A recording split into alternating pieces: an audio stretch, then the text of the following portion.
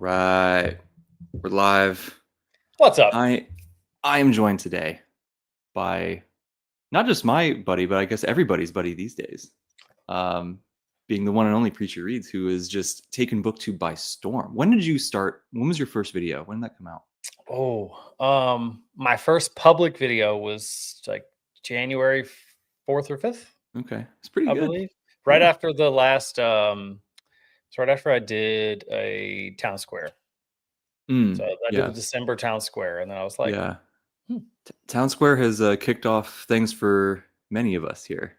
yeah. I Um, think it's the place where everyone finds out they want to do BookTube. 100%, 100%. It's hard to not be inspired watching those guys, man. Oh yeah. Everyone should go to Four Corners of the Page. That channel is awesome, by the way. I got to talk with him earlier. Super What's fun. up, man? Yeah, Good we videos. talked the other day. Thank you for the nice words, man. Oh, Chance is in here. Wasabi gangsters. Hello, Slay. Hello, Slay. Chance, Wasabi. Hello, Sam. As other people trickle in, we'll say what's up. But Oh yeah. where should we start, man? Because I think what we've sort of, or at least what I've sort of figured out, is that you and I have quite a bit in common. It seems. Yeah, I remember watching your first video, or the first video I saw of yours. Shortly after I started watching John Yeah. or Talking Story, and I was like, I like the tattoos. Yeah. And like probably as well as I do that like certain types of tattoos are almost always connected to like certain types of music or certain types of just like Sure. alternative culture in general. So I was like, so we probably like the same kind of music. Uh-huh. And then I think we talked a little bit about that, and then Mm-hmm. you'd mentioned in a video that what you're doing for your academic work, and I was like, man, this dude, I was like, I never knew that I would hop on BookTube and somebody would know who Dr. Mike Israetel is, right? Like, Yeah, right. that's That was funny. That Israel's been cool. Jimmy Nuts hit me up randomly. yeah. 'Cause I was on Israel's podcast. You Which what? is wild. Yeah, it was wild. When was this? We recorded back in December. So Okay, so it'll be out. It'll be out soon. Yeah, he already put at least one clip of it up on the channel. It's How did I miss crazy, that? dude. I don't know. It's You have wild. to send me the link to that one. Yeah, I can. It's That's about like pre-workout nutrition, I think, is that clip. What's up, Tom? Dude, that's so But yeah, cool. it's wild. But yeah, it's like it's funny to see the crossovers. Hello. Yeah. Christopher Nava's here. What's going on? So Yo! we'll have some other things to say about something with Mr. Christopher Nava and Tom and Chance later. But yeah, so like just the crossover is so funny. Like Jimmy hit me. He was like, "Did I just see you on the RP channel? Like, what is happening?" I kind of wish I would have seen that without you telling me, just so I could be like, dude, that's so cool. He Cool. it's so funny. I want to meet him so badly because we differ so much in like from a worldview standpoint, like to such an extreme degree. But like I just love his content and like he's so funny. Oh my gosh. Like, but I mean, he says stuff sometimes where I'm like, oh, like I don't watch he has like a second channel that's all like he talks about life and his thoughts. And I'm like, nope, gonna skip those. But his lifting stuff. I did you watch the video of him and the other guy squashing the beef the other day? No, I'm so like it's really funny because I'm about as deep in the like exercise science world as you can. Like I talked to him, like I'm doing my PhD with Mike Zordos and Eric Helms and these guys. Like I'm in it, right? But I consume zero content. I just don't like it anymore. Yeah. I don't know. I can imagine, right? Like one of the hardest parts, like you'll understand this, one of the hardest parts about going to like seminary and doing like academic work for the church life and stuff is you like struggle to keep like your personal like spiritual life up because you're like the Bible becomes a textbook, right? So then you're like, I don't really like have a desire to do anymore, but like academic work isn't that, So I get that. I feel that. Him and what's the dude who sounds like a parrot? It's Doucette, right, Greg? Yeah. They squashed the beef. which is interesting. Whatever. Yeah, cool. You're Good for them. right. But What yeah, is you got it. I have just I've never thought about academic work for that. Like how does that work? What does that entail? I mean, it just kind of depends on like which direction you're going, right? So, Okay. um, undergrad stuff, my undergrad was in philosophy and religion with an emphasis on biblical studies. So, Okay. like, kind of a generic philosophy and religion degree with like most of my secondary stuff being geared towards like biblical studies, Mhm. did Greek and Hebrew and all that fun stuff. And then when you go seminary for masters, you get a little bit more narrow. So like my master's degree was like a little bit more focused specifically on like pastoral care, pastoral like ministry. If I was to go back for a doctorate, it would be way more academically like locked in on something super specific. So I probably will go back and do that in the next couple of years. Our senior pastor is finishing up his, and then I'll get the okay to start mine. And that'll be like very narrow. So I probably will do something revolving around like Paul and justification, like really narrow Oh, type I stuff. see. But it's pretty wide ranging. And kind of wide Interesting. ranging between like super academic or like super practical, and you can kind of find anything in between. And Uh, that's typically like PhD obviously is super academic and involves a lot more of that side of things. And then Sure. the demon, which is a terrible, sounds like demon, right? So get my demon. A demon is like the super practical doctorate degree for like I'm gonna just pastor. So I'll probably end up going. There's like a middle route that involves still doing academic paperwork and stuff that isn't like full PhD. I'll probably go that route. That's so forgive me if this is an ignorant question. I No, promise. no, I you're don't good. You're mean it good. that way.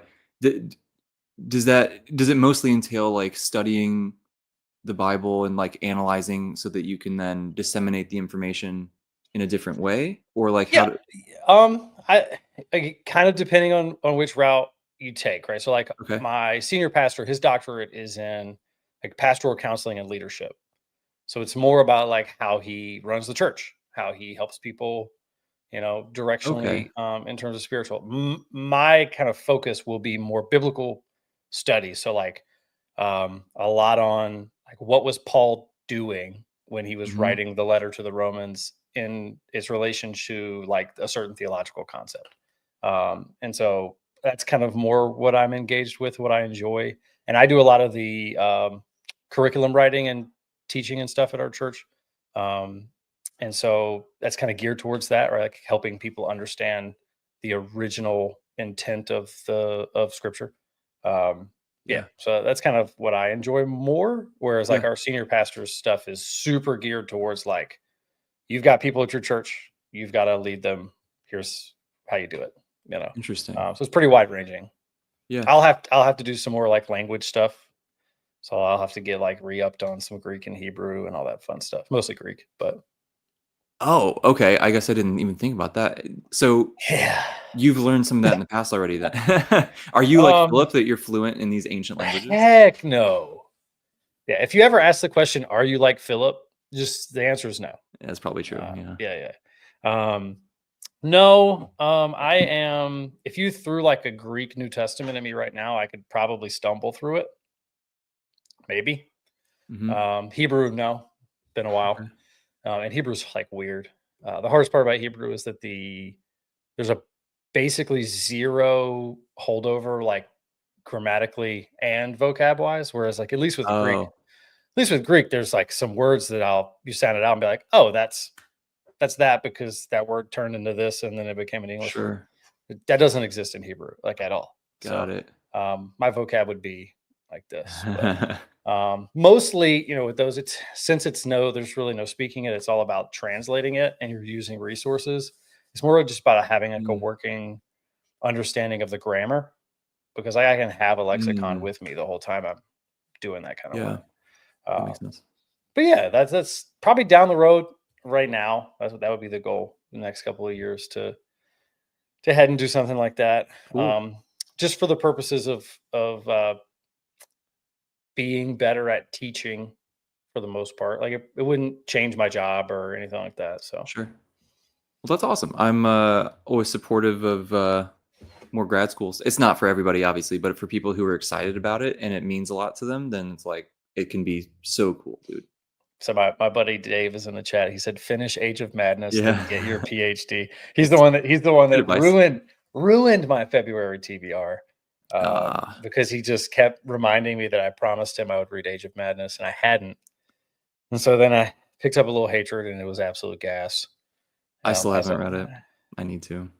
dude, he takes such a big jump up in prose ability. Oh, really? For Ooh. me, at least for me, like I don't know if anybody does it like him, where it's like I'm reading a sentence and it's from the narrator's perspective, right? Like it's not dialogue, and I'm like, this is gorgeous, and then the dialogue comes, and I'm like, these people are like gritty, gross, disgusting people, and he can like do both of those at the same time, Mm. in a way that's like really impressive, Oh, that's so right? cool. And Yeah. like I didn't get that as much in the first three books. Like it was there in the first trilogy, but in A Little Hatred, there are moments where he was describing like a fight Mhm. and I was like, "This is beautiful."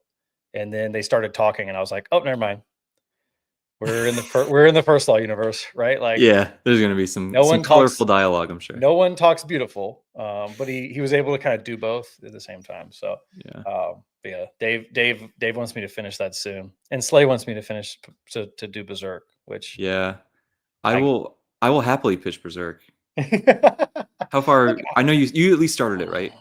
Yeah, like I don't. Do you call them chapters? I don't even know. Like So, I'm at it's the kinda first. confusing, but yeah. Yeah, I'm at like I finished through the first section where it like is an obvious like stop and goes to the next section. Okay. So Not far at all. yeah. So you sorta got you went back in time. You got to that point where it's like a break and you're gonna go back and get like Yes, okay. I think so. Yeah, Yeah, I so think then so. you finished like the first arc called Black Swordsman arc. I Um, don't. No, I don't think. I don't think I'm that far. I'm not far. it's yeah, it's pretty short. It's pretty Okay. short. Um, Um, I what it sounds he's like good. he. I mean, I think I basically have just finished that first little section where he fights the first Yeah. bad dude. Yeah. That's pretty much as far as I've gotten. That sounds right. I Yeah, think you'll enjoy the next part more. I'm not saying you didn't enjoy the first part, but I think I did. the next part is what really that's what gets the fantasy fans is this next Yeah. part. My biggest problem is I've got to figure out where to read it because I've got it by my bedside and it's not a bedside read. Like, Yeah. not even because it's dark, but because like it's a big old It's like heavy. yeah, so they bought me like the really nice ones. So it's like sitting in bed, like I can't my wife's trying to sleep, like that Tough. just That's doesn't tough. function. Yeah. He's asked what my favorite book of the Bible is. Romans. That's the book that I would probably do my PhD work on. So The um again, forgive me for being ignorant. Can you so I grew up like I guess you would call it Christian, and then I've sort of as an adult I've kind of bounced around, and mhm. I don't know exactly what I am these days. But just out of curiosity, why do you say that's your favorite? So I am big into like the technical term for what I would get my PhD work in is contextual theology. So like Okay. what was Paul dealing with? What was the Roman church dealing with that caused the letter? And like what's the initial context of what's happening? And in my opinion, Romans is the most misunderstood book of the New Testament because people fail to grasp the contextual theology behind it. And so it's just been kind of like a pet peeve of mine teaching wise. I really Mm, enjoyed like the growth I've had reading it because I made a lot of those mistakes too when I was like especially in undergrad and then when it kind of clicked I like couldn't stop seeing it and so mm. Romans is just like the one where that's the most prevalent once you start to see some things and like get outside my box like I'm Baptist but most of um the stuff that has driven me in that direction has not been Baptist. And so like that's been interesting for me to kind of adjust my thoughts on some things. And Roman's just the one that's happened the most on. So Interesting. That's cool. That's cool. Is this Name of the Wind? Is that what this is about? yes, What's the lore here? There's I an haven't read it. ongoing oh man, there's an ongoing fight in the Talking Story Discord Uh-huh. about Name of the Wind because I think it's an absolute masterpiece.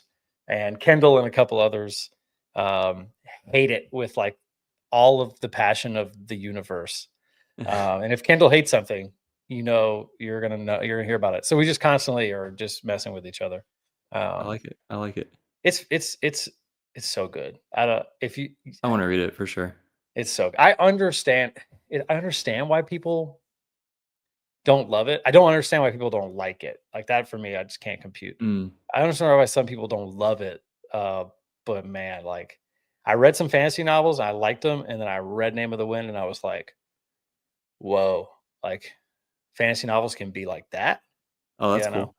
I wonder how Um, much of it is also, like, the context around where and when you read it, like, where you're at in your oh, for life, what you've sure. read before, all those kinds of things. 100%. I'm a moments reader too. So, like, what I mean by that is I'm actually the opposite of Chance. So, Chance said in the video today, the collab video, that he really leans on books that are consistently great, right? Like, there's that consistent from front to back. I'm a moments reader. If you get me with something crazy for 15 pages and I never forget it, I might like give the book a 5 Mhm. if it's just that good, right? If that moment is just that good, Yeah. like, and I like remember where I was when I read it, then I'm in. And Name of Yeah. the Wind has a couple of those moments where you're just like, I'll never forget that moment, right? Like first couple pages, dude. There's a couple prose sections where you're just like, nope, nothing's like this. There's nothing, you know. That's cool. Um, That's how I've been like with Janie Wertz's books have been like that for me. Like nothing. I've heard. I'm excited. I'm excited to try it. It's just Yeah. there's so such an undertaking, It is. It is. you know. But it's worth it, I think. There was I'm sure we'll circle back. I know you mentioned music earlier and I don't want to derail us too Mhm. hard, but Chance was saying you got to shred one of those guitars for us at some point Heck in the stream. no. There will be zero guitar playing in this stream. Um, That was one that growing up, I played so much Guitar Hero growing up, and Mhm, I remember I had a bass in high school and a guitar actually. Um, and I wanted to learn how to play so bad, but I just kept playing Guitar Hero instead of actually practicing the real instrument.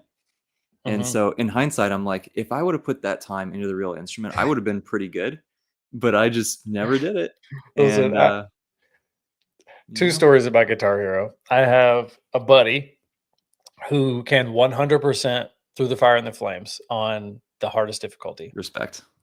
The first time he sent me a video of it, I was convinced that it was, like, fast forwarded. It was like, "There's no possible way that you are moving Mhm. like this." But no, it's true, he actually can do it. And then 2, a couple weeks ago, our church men's group took a group trip, to what's the name of it? Like an arcade. Like I can't Okay. remember the name of the specific one. But like an arcade that's more geared towards adults. And they had a stand-up Guitar Hero, Nice. and I destroyed everybody. Let's go. Like absolutely destroyed. I'm That's not cool. great, right, by any means, but Yeah. the funniest part is my buddy who's so good can't play real guitar like at all. And I'm like, dude, you could at least like if you can move your hands that fast with that like level of technicality, you could, like actually play guitar probably pretty easily. Yeah. Um, That's I'm cool. not that great at guitar, to be honest with you. Like, um, I've got a music background. I still play regularly, but like I don't play anything difficult. So, Mhm. uh, like, I played rhythm guitar in a metalcore band, I which was gonna say involved like shout out like hardcore metalcore for right, you just right, gotta right. chug, that's all you need. Yes, it is it's a Red Rising poster, like a wall hang, Irish, big Red Rising guy. There you go. But yeah, so like the metalcore scene, I played rhythm, so like chuggy chug chug chug Yep. and chords, and then I played, and then I played. I still play like lead at church, which like if you listen to any contemporary worship music is basically just like lots of hammer-ons and pull-offs and like being in the background and just like Mm, wheedly deedling. It's not yeah. very technical at all. Like I know basic music theory and I stay in key and I have so much reverb and delay on it that like no one can even tell what I'm playing. So not that good a guitar. Just I guess good enough to do those two things. That's Those cool. two That's things. the best I got was I learned a bunch of Korn songs on bass because all you gotta do is slap to the right rhythm, basically, right? There's hardly any actual chords or anything. It's just all Yeah, snapping the chords around. bass is funny because like our bassist in the band that I played in was basically like he played the notes at the right times, and we're like, good Mhm. job. Yeah. But then there's like this giant gap where you like meet people who actually play bass, and it's like insanely technical, and it's like Crazy. you're just sitting there going like, Uh-huh. and that gap is so funny to me because Yeah. it's like you meet a bassist and they're either just like a guitar player who had to play bass because they needed a bassist, or a real bassist who's like crazy technical. The guy who plays bass at our church is super good, and I could never dream of playing some of the stuff he plays, even though I play guitar all the time. But bass is funny like that. Metalcore bass is the same way though, so you didn't have to be. Mm. Just make sure you're on beat with the Yep. open C, and you're good to go. There Riggs you said go. Riggs knows our bassist. He said he's gonna tell him. Will Nice. knows. Will knows. Dave. Will knows. Full flea during a sermon. See, I get this reference. I was never this is Chili Peppers, right? I Yes. was never really a Chili Peppers guy, but I at least get the reference. Mm. So I missed a lot of the super popular bands, but that's okay. That's okay. I mean, I didn't listen to. I listened to like Red Hot Chili Peppers and stuff. I'm old enough to where like my uncle was listening to that kind of stuff when I was 12, and I thought my uncle was cool. Mhm. But like by the time I was like listening to my own music, I was out of the radio stuff for sure. So Yeah. I have a pretty big gap, like early 2000s, where I don't know any of the radio stuff because I was too cool for it. Sure. And then I I turned get 30 it. and was like, wait, corn's actually kind of You're sick. like, "Hey, Disturbed is cool, guys. What are we talking about?" Right. 100%. You like I used to think Slipknot was fake metal, Yeah. like because it was popular. I used to think Corn was bad because it was Mhm. popular. Mhm. And like my cousin who was weird listened to it. Yeah. And it just wasn't real metal. And then now I wish I would have listened to a lot of that stuff because it was sick. The old Uh, stuff was amazing. oh yeah. Each album, both of those bands, each album they put out gets sort of progressively less my thing. But like Mhm. their early, like Slipknot's Iowa is like one of the just craziest, most like honest records I've ever heard. Yeah. Um, just the raw emotion in those, like people don't make music like that anymore. Slay wants to know It's if I went crazy. through a Limp Biscuit phase, or maybe if you went through a Limp Biscuit phase. I did not, even though I definitely didn't. I have deep respect for for the Limp Yeah, Bizkit. I definitely had a sevenfold phase for sure. I I, had a these guitars are really cool phase. I don't think I ever had like a listen to them for fun phase. uh-oh. What are we 0, negative 1,000. That's the answer to that question. He's an interesting guy. Oh, he is There was a he's the worst. I wanna not ignore this question because I hope you don't take this in a weird way, but I think it's a really interesting question. Sure. I imagine you get this, anyway, but, like, being a practicing preacher, how do Mhm. you know, navigate that with people who might, think a certain way about you reading the type of books For that you sure. like? Like, how do you sort of explain that to people? Yeah, yeah. So I am still practicing. I think that was the first question. I've been at the church I'm at now for 10 years this year. Um, That's awesome.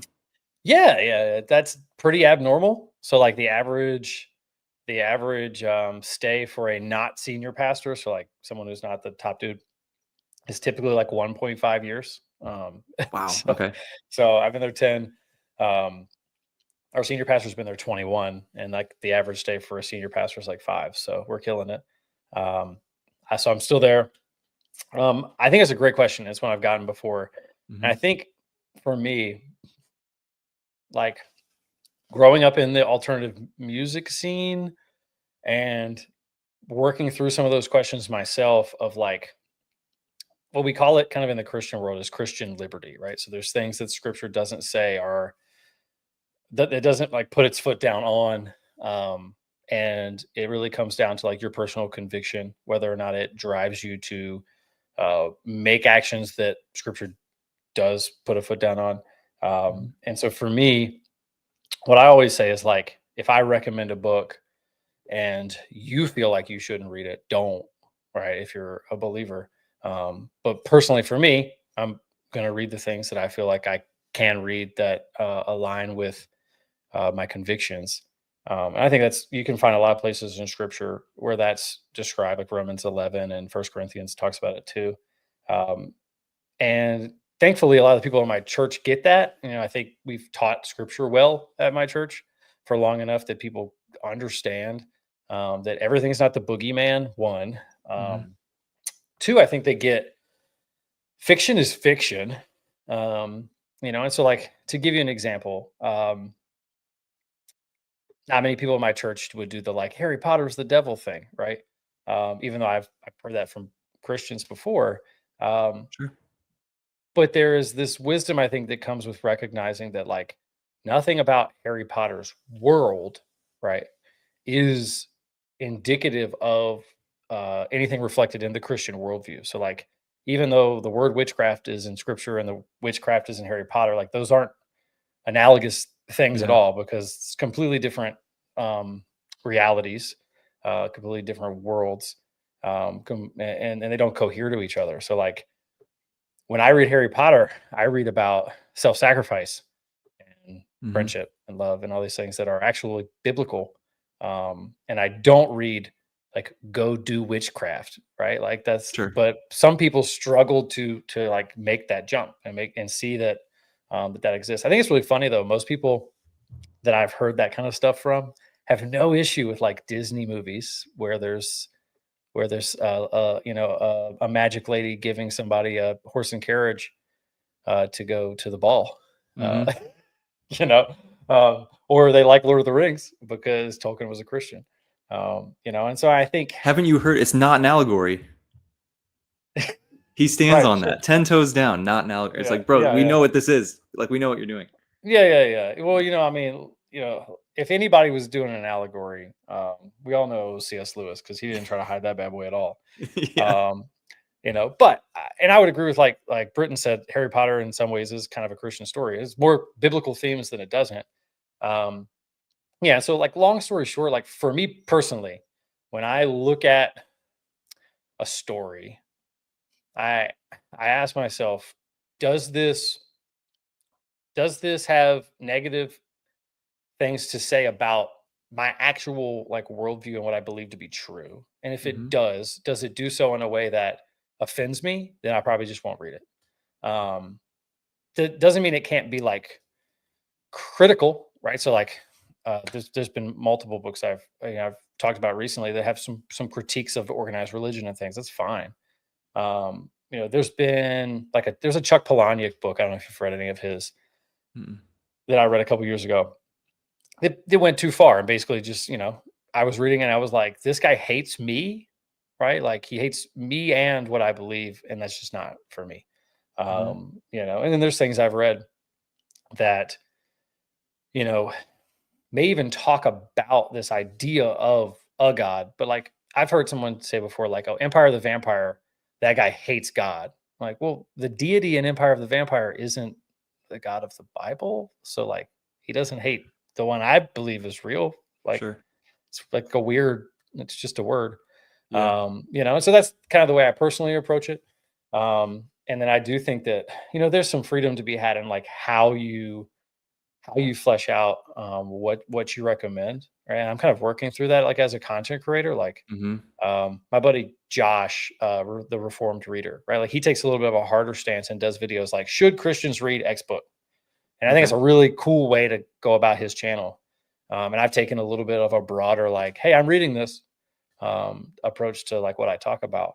But I think it's a great question because I got a lot more when I started doing this. I got a lot more people who asked that question, and I didn't know that it was that weird because the people I'm around don't push, like the people I'm around aren't like, we don't watch fiction, we don't Right. read books. So like when I got it, I was like, is this weird? You know, Yeah. like I Yeah. didn't know it was this weird. Yeah. I mean, it sounds like it's not a completely unique experience, right? Like Right. people deal with this. To me, I respect your approach a lot, right? I think that ultimately that's the, you have your beliefs. Everyone has their beliefs. That's amazing, right? And I love how you don't shy away from things that are maybe critical or just opposing or what. Like Mhm. we can have different opinions. That's fine. We can have Right. different beliefs. It's fine. But if you feel something crosses your personal line, then you just don't read it, right? Like Yeah. it's fine. 100%. It doesn't mean the author is a horrible person and whatever. I mean, some people might think that, whatever, but like it just means you're different and cool. And like Yeah. I feel like to me that's such common sense. Right. But like there's a lot going on in the country right now, right, in the whole world. And we won't get into it because I don't want to. But like it's just That's fine. it's funny that like it's the same thing. People just can't separate. We might just disagree on something and it's okay. We don't have to hate each other. Right. Um, Like I'll give you a good example of like a situation where like me and my wife we stopped watching something because like it was too close to home for us. mhm, Um in terms of like again dealing with our actual worldview as opposed to like a fictional universe that uses terms like God or gods or magic or whatever. sure. I don't know if you ever watched the show Sabrina, like not Sabrina the Teenage Witch, but then Uh, there was the a newer one? yes. Newer. It's been a little. I've Right, seen bits right. and pieces, not the Yeah. whole So thing. like a couple seasons in, we were like, look, this is about a universe wherein like the Christian worldview is true, right? Mhm. And like very obviously opposed to within this Christian worldview, or world where the Christian worldview is true, very obviously like opposed to what we believe is right and wrong. It's Okay. just not for us, right? Sure. And so we just stopped watching it. Not because there was a demon, but because like within that world, Christianity was actually true, and so Mhm. therefore it kind of cohered more with what we actually think is true. Yeah. Whereas like if you flesh that out over to you know to Harry Potter, that you lose that connection immediately, right? Right. Yeah. Wow. And Critical thinking is crazy, isn't it? it is. But again, like it all comes down to, um, we call it the principle, the stronger brother, weaker brother. We find it in Romans and First Corinthians. That like I read what I feel like in my convictions I can read. But if like a Christian came to me and said, like, dude, I don't want to read Harry Potter, I feel convicted by it, or I shouldn't read that. I'm not going to be like, yes, you should, right? Mhm. Let them deal with their convictions on their own. Don't push them to do something they don't want to do, right? And I read what I feel like I can read, and that seems to Yeah. be the principle like the Bible espouses on a lot of things Mm. that are what we would call Christian liberty, where it's the Bible doesn't say X, Y, Z on it. Like you said, it just takes a little bit of like wisdom. Now, somebody asked in the chat, like, do I talk about these books like from the pulpit? I try to be wise, right, about what I choose to talk about from the pulpit, just in case there is somebody listening who would stumble over that, right? Sure. Just like I have a decent amount of tattoos, try to keep them covered ish while I'm preaching, not because I think anyone in the crowd should believe that like my tattoos are sinful, but because like I want them to listen to me. And if that Mhm. would be a stumbling block for them, then like what's the least I can do is have a long shirt on. Sure. That's kind of the approach I take. Yeah. I mean, I can even relate to that. Like in the academic world, when I came into grad school, I was like, most people don't look like me, right? And I was like, oh no, like how is this going to work? I got to teach classes. I got to try to, Mhm. woo the department head to get a graduate assistantship and all this stuff. And it worked. I mean, it worked out fine, and no one's given me any issues whatsoever. But it's funny how like people, I don't know, it seems so silly, but still, it doesn't. I shouldn't say that. In my perception, it seems silly that people would still have thoughts based on having tattoos or whatever. But like, I guess I get it. Different people have different backgrounds and etc. But I don't Yeah. know. It's always interesting, and it's also interesting how it can flip. Like now, um, when I think about the perception of, or at least my perception of how others perceive me, it's like the fact that I have, like I mentioned the Israel thing earlier. Like I don't watch anything that I do, right? Like I don't want to hear it back. I don't watch any of my YouTube Mhm. videos, whatever. But like, I'm told the comment section is pretty much, I'm wearing like a Naruto hoodie. and like I have long hair, I have tattoos, whatever. And the comments are all just like, "Oh, he's a normal person. This is cool, right?" Oh, that's great. And now it's like people like me better because of that. His comment sections are the worst. So I'm glad they didn't try to destroy you. Yeah, Because his comment sections are just a bunch of dudes yelling at each other 24/7. I can, dude. The fitness industry is so weird. It's bad. Yeah. Yeah, I don't know. It's yeah, it is what it is. But yeah, Japan's another one that I want. Japan is a bucket list thing for me, but I definitely am wary of wanting to be respectful to the culture, and like I don't want to make other people uncomfortable. Like I don't want to hide who I am, but I don't want to make other people feel weird either. So like there's a balance Hmm. there for sure. Yeah, I've never I've only ever been out of the country to like 2 places not that far away. So like that would be such a cool place to go. But I'm Yeah, cognizant of the fact that like I have no clue what it's like to be in a culture that's that much different to what I'm used to. yeah, Right. yeah. I Like, mean, I think at least Tokyo is pretty because it's all tourists in Tokyo at mhm. least. They're like, "Oh, you're here because you like anime." Shocking, you know. I should probably But read some more manga before I you go. should, you should. But I think like most of the signs have English and stuff in like some of the major Mhm. cities and whatever. But um, yeah, I don't know. I've never been out of the country at all, actually. Okay. I think the longest flight I've ever been on is like 4 hours or something. Um, Mm. I've uh, I've been a bit sheltered growing up. But hey, it is what it is. Yeah. I've been to St. Vincent, St. Thomas, and I think that might be it out of the country. So basically just Where like vacation spots. And if St. Vincent was for a mission trip, that's not a vacation spot. what country is that? Sorry, I feel like I But should know that. those are their own countries, aren't they? Oh, those are the name of the countries? Oh, see, They're this is I island don't they're know geography, islands. bro. They're islands. They're Like if you like in Vacationville, south of Florida, and all those islands. Oh, okay. Yeah, yeah, yeah, Interesting. yeah. We St. Vincent is a like a poor it's actually wild. So Is it like the Caribbean? Yeah, Caribbean. yeah, Okay. I yeah. was just So about to like pull up Google Maps and look at yeah, it. what's cool about St. Vincent was we went there for mission trip. All the other saints are like tourist attraction, like honeymoon destination type stuff. But St. Vincent has black sand beaches and it's like rock. And so Whoa. they have no tourist presence. And so it's like a poor island, basically surrounded by these other islands. Hmm. The only thing that they had, like the only attraction they had when we were there was the one of the first shots of the first Pirates of the Caribbean movie was shot there when the dude is hanging from the rock that's like got a hole in it and they still have it there. They're like, there's the rock with the hole in it. And then they still had the facade up from the first place that they go in the movie to get all the like the dudes for the ship, like Hmm. the bar town basically. I Yeah. can't remember what it was called. But that's it. That's all they have. And like Wow. all the islands surrounding them, like St. Thomas, St. Lucia, and all them are all like rolling in like tourist Hmm. beaches. And so I've been there and we went to St. Thomas for my honeymoon, but I think that's the only time I've been overseas. I'd like to go obviously to like to see some of the cool cities like biblical cities and stuff. Sure. But my destination is like I want mountains. Like I want to go to like Ireland. Like I want that vibe. Like I That'd want be the like cool. big green like Yeah. with like the rolling hills in the background. Like Yeah, man. give me The that.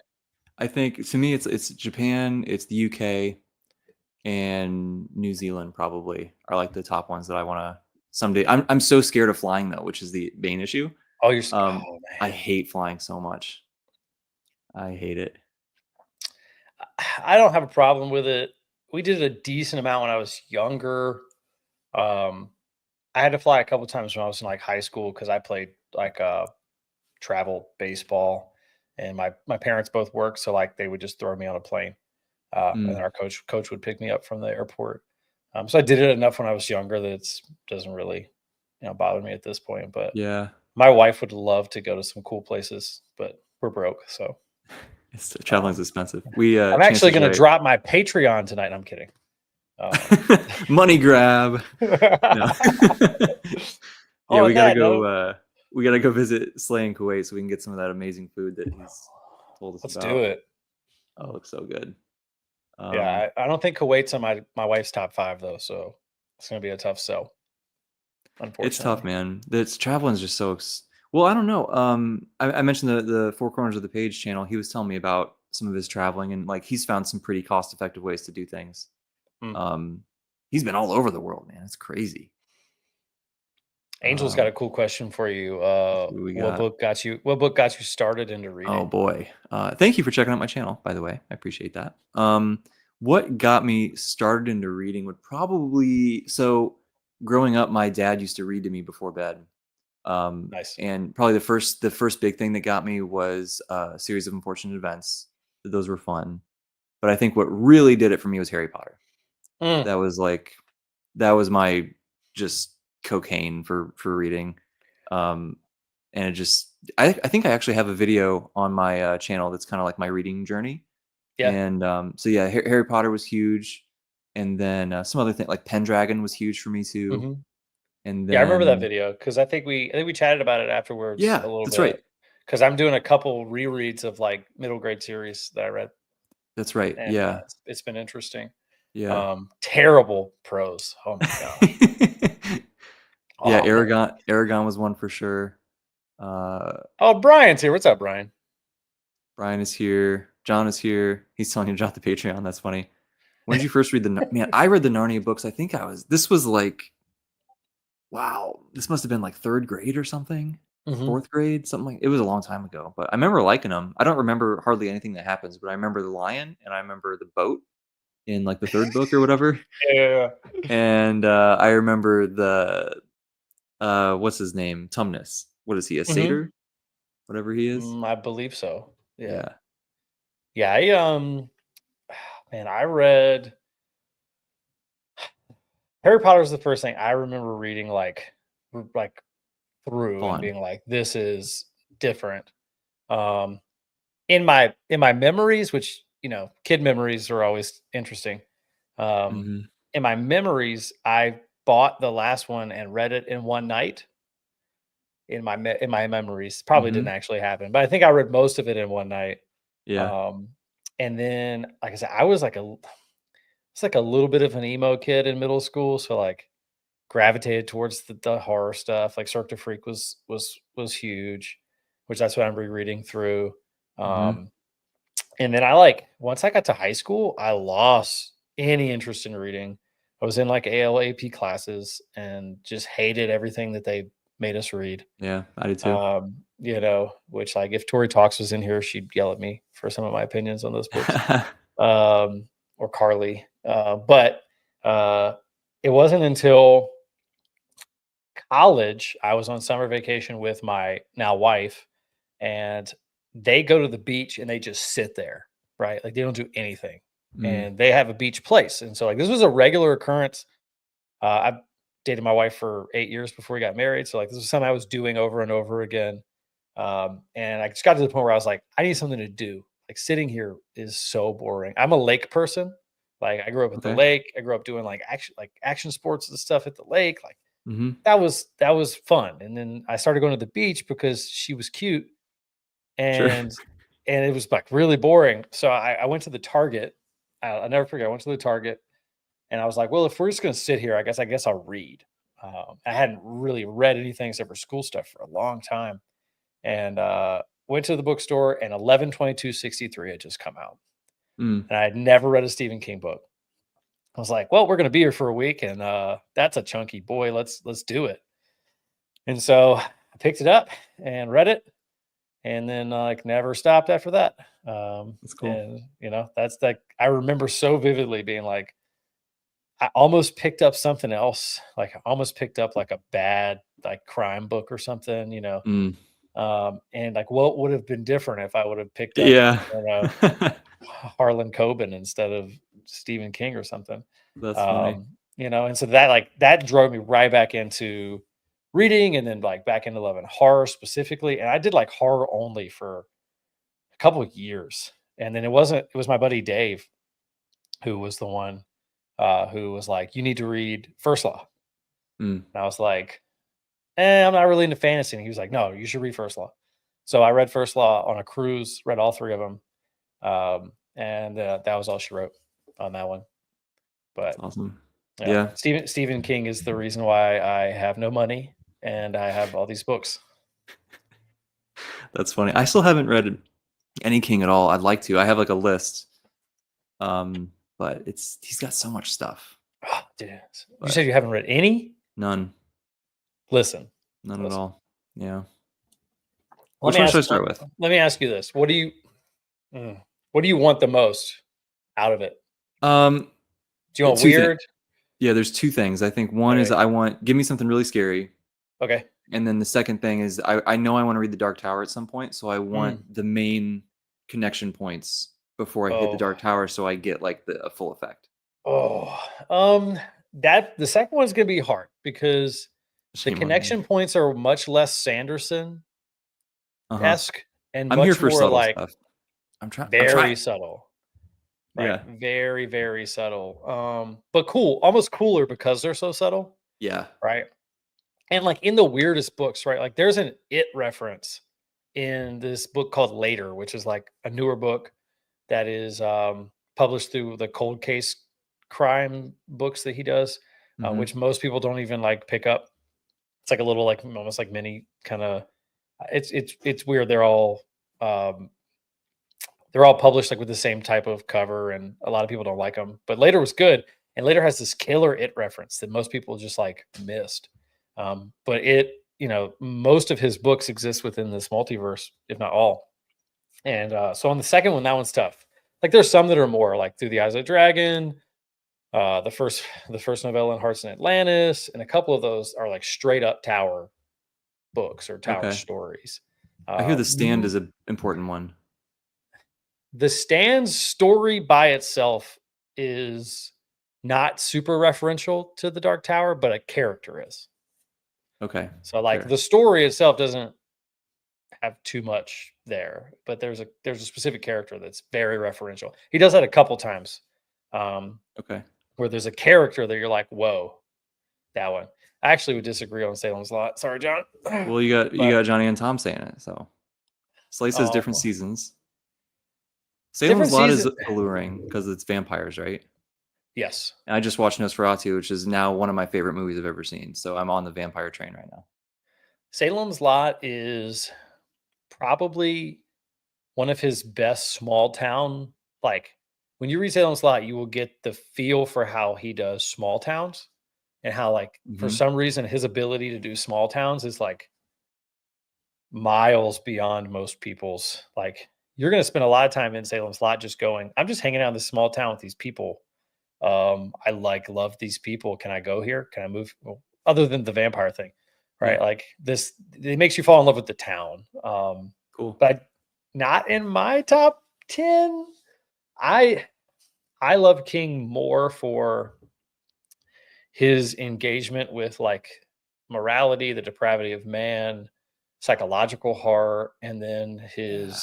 ability to his ability to just cause you to deal with and engage with like real people, Mm. which is why like the Green Mile is so high on my list because like Hmm. at the end of the day, the Green Mile is a character study, um, and like The Shining, another great character study. Like the horror elements of The Shining are fine. It's whatever. What The Shining really is a character study of alcoholism, and family and some other things. But Yeah. so like my King list is a little weirder. Like it's not in my top 10. It's good. It's fine. Wow. Okay. Um, but like what gets me is the Green Miles, the 11, 22, 63s, the ones that are really locked in, like on the uh, engagement of real human relationships and how horrifying that can be, right? Like that's Hmm. that's the real horror that King really is able to do is like Yeah. I'm here take for that. people and make them horrifying, take circumstances to make them horrifying, but then also provide like this little glimmer of hope, right? Like Mm. within them, which is why he hated the Shining movie so much because that was taken out. Mm. I don't know if you've ever seen the movie, but I don't think so. okay, he hates the movie because the main character is just crazy in the movie, and in the Gotcha. book he's not Yeah. crazy, right? And in the book Okay. he's conflicted, Mm. because of his addictions and things. Yeah. And the Jack Nicholson version is just nuts, right? Yeah. This is I gotta tell you, dude, this is you're selling me pretty good. This is one of the more convincing arguments that I've heard. If you want scary, but you like that, you like what I'm saying about like the character work. Mhm. I think The Shining is a good option. Okay. Um, That was one towards the top of my list anyway. yeah, I think The Shining is a good option if you want a little bit of both of those. If you want his best work with the character work, I think The Green Mile is the way to go. Pet Cemetery is probably his scariest book in my opinion, um, because of what it deals with. And it's Mhm. not jump scary. It's not Yeah. like, oh, that's a terrifying monster over there. Mhm. It's what happens Sure. that is right, that is scary. And Yeah. having to deal with like the fact that even though this is a supernatural story, most of what happens like has direct coherence with things that could happen Mm. to me or you, right? Sure. Sure. And like, how would you respond to that? But yeah, Yeah. I think the Green Mile. I think people don't read the Green Mile because of the movie. I think they've seen the movie so much on TNT in 2008 Mhm. that they just like, oh, I know that one. The book is like so much better than the movie, even though the movie's like amazing. So Yeah. Cool. Awesome. I I could uh I could I could talk about King for too long. I can And tell. Yeah, that's cool though. I mean that as a compliment in every way. I also take this as a great compliment from Jamie herself. Thank you so oh, much. hey This is awesome. Jamie. I try my best. I certainly miss things. But that's what honestly, that is the coolest thing about BookTube to me, Stand, is like when you can read a book and then you discuss it with other people and you all understand and appreciate the story better after the discussion because Mm, everyone's perspectives. Like that's so cool, dude. I love it. And so that yeah, always and helps with some of the subtlety. that's it's interesting because like NLR. this came up decently recent for me because one of our book clubs read Blood Over Brighthaven. Needful Things is nuts. Needful Things Okay. is peak cocaine king. Why So not? we'll talk about Peak this after. cocaine We'll king. talk about this in a second. I break up king into a couple categories, but um, the subtlety thing came up recently because we read Blood Over Brighthaven in one of my book clubs. Uh-huh. And if I don't know if you read that or Sword of Kaigen yet? I haven't run either, but they're both Okay. on my list. I've heard great things. They're fantastic, but subtlety is not her strong suit, and she doesn't try to be, right? Like, she's like, Okay. "Here is what I'm dealing with, Mhm. and I'm smacking you in the face with it." Which, like, prior to her, I typically thought was, like, a bad thing. Like, I read N.K. Jemison's, I think it was called, like, The City We Became, Okay. not the Broken Earth one, but the next series she did, and it Mhm. was so overtly, like, heavy-handed in its themes that I was like, "I'm done, I don't like this." So I just assumed I didn't like heavy-handed theme work, and then both of Wong's books are super heavy-handed, but they're done in a way that, like, it didn't matter, and so now I'm Interesting. like don't know what to do about my thoughts on whether or not I, like, want things to be subtle because I used to be like, "Yeah, it's gotta be subtle," right? Like, King is making commentary on the impact of addiction, but like he's not punching you in the face with it in The Shining. Um, but Wong's just like, here, have some everything. And I don't want anybody to even have a question about what I'm trying to talk about. Yeah. But it's still like really good. You know, That's I think you'll awesome. like both of those. I like Sword of Kaigen a little bit better. Okay. Mainly because Sword of Kaigen does something really interesting with the plot structure that I will not Mm. give away. Okay. But Interesting. once you read it, you'll know exactly what I'm talking about. Okay. It seems like she kinda goes for it, right? Like, I listened to the Tudor Ramble guys just did their review of, Blood Over Brighthaven. I only Mhm. watched the spoiler-free part at the beginning, but I was kinda getting that same feeling that it was like a it's the author takes a big enough swing that it's like, it's either gonna be incredible or you're just kinda, eh. Like, it's Mhm. not, it's kind of a tough Yeah, middle ground. I think what makes it okay for me is she takes those swings, but she does it with nuance, right? So like, it's like here's my swing at misogyny, at class warfare, Mhm. but like I also understand that like the main character in Blood Over Brighthaven, who is a woman, fighting against these things also kind of sucks sometimes, and she Mm. causes problems herself, and she oftentimes is part of the problem. And so while ML Wong is dealing with these really obvious issues, it's not painted in the light of like this side perfect, this side bad, right? Yeah. It's very nuanced, and the same thing is even done within in sort of Kaigen. She does some character work in sort of Kaigen. You fully expect her to smoke a couple characters and like they be the problem, and then she like does some like other goes other directions, Mm. and it's almost counterintuitive to what you thought she was going to try to push, Yeah. within like her theme work, but it works because there's nuance, right? Yeah. And I think that's missed. That was what was missing for me, like in the Jemison book that I had to put down. It was just Mm. like zero nuance, right? Yeah. Um, and so I think that was probably part of it. Interesting. That sounds really cool. That's there's some stuff in like the Malazan books where he very there's some stuff in Sunny that does this too, where he knows what you're expecting to happen with a character or with a plot point, Hmm. and like very deliberately will do something that's like not the opposite because that's also sort of expected in a way. Right. But it's like it's just off kilter enough that you're like, whoa, like what was that? Yeah, I that's love probably that the kind of thing. hardest. It's probably the hardest thing to do as an author is like subvert without being season 8 Game of Thrones, right? Yeah. Um, Yeah. like you want to subvert, but you also it has to like make sense within the narrative of the story. It has to be Hmm. believable. You have to be like, "Whoa, I didn't see that coming," but now, yeah, I believe that. Yeah. By the way, Brian said if you're gonna read Salem's Lot, read it before Dark Tower. That is Saw that. correct. Yeah, I think I Definitely, have a. definitely. I want to say Mike had a video about like what you should read before you do the Mhm. Dark Tower. It was something. Somebody had a video that I was like, okay, taking notes on some of these things. We'll get to it at some point. Am I You could ever? technically not, because Okay. again, it's more of a character thing. Um, so it's not like you're gonna be reading a book of the Dark Tower and go, I don't know what's happening at all. Sure. But if you read Salem's Lot after, you will be saying, I feel like I don't know something here. Like I know Hmm. most things, but there's something I don't know here at a certain part.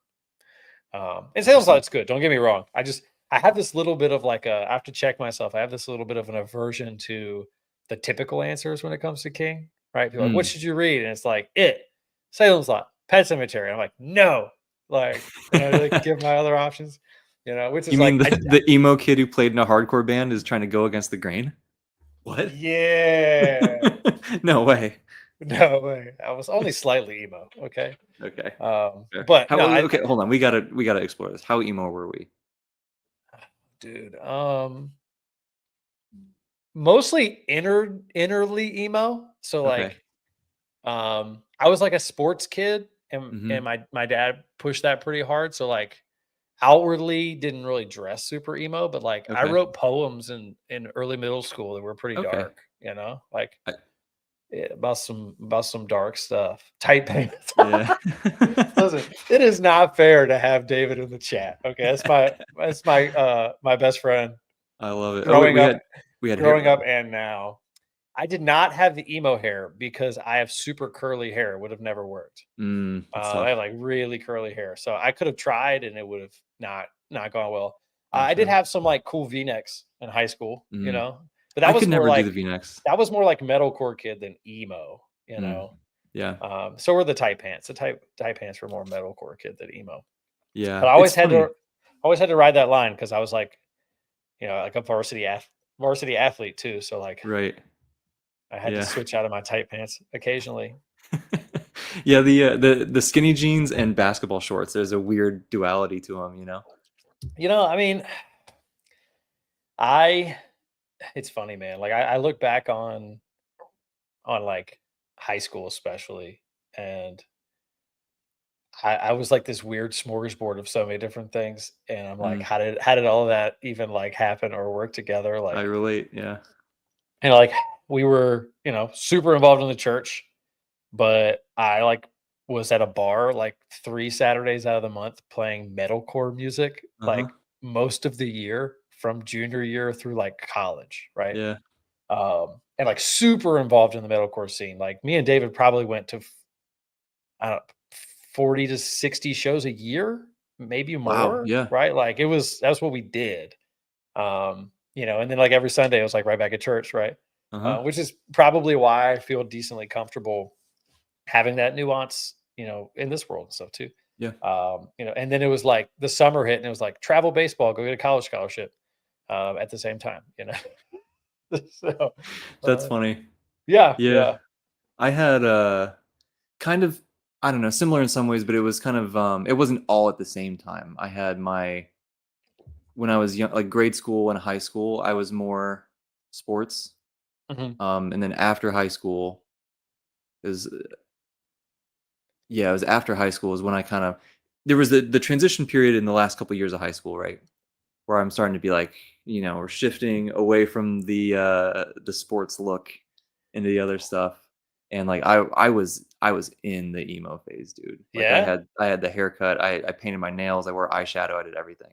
Um, You got the long straight hair thing. Like that's yeah. easy. Yes, it was an easy transition for It you. was but I had like the You know? side shaved and Oh like yeah. I went for it, dude. It was fun. I Mhm. miss it and sometimes it All was right, all right. fun. I ask But you this question: did you listen to Black Veil Brides?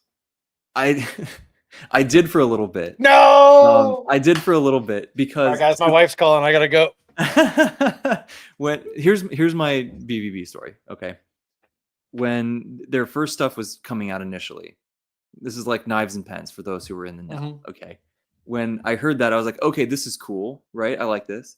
And then their first album, I was like, I was never super into it, but I was like, this is fine.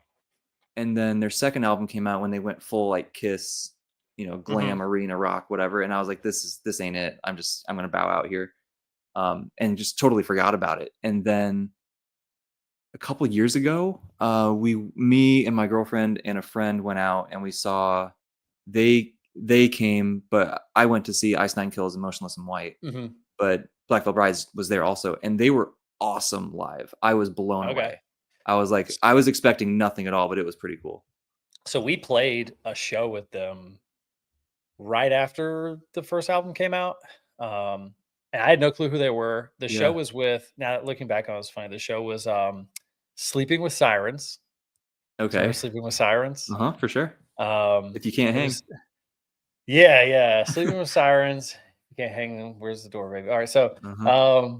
Sleeping with Sirens, Confide, which I don't know, they were a little smaller. Ooh, Good metalcore I don't band. know. Sleeping with Sirens, Confide, and Black Veil Brides. So like Sleeping with Sirens is that like post-hardcore, mostly singing, tons of Mhm. 12-year-old girls, right? Yep. Like so many 12-year-old girls at that show. Confide was like our kind of music, like breakdowns, Sure. hit some people, Uh-huh. Uh-huh. but they were Christian. Okay. So, Yeah. There you was hit people, other you hit people for uh Jesus.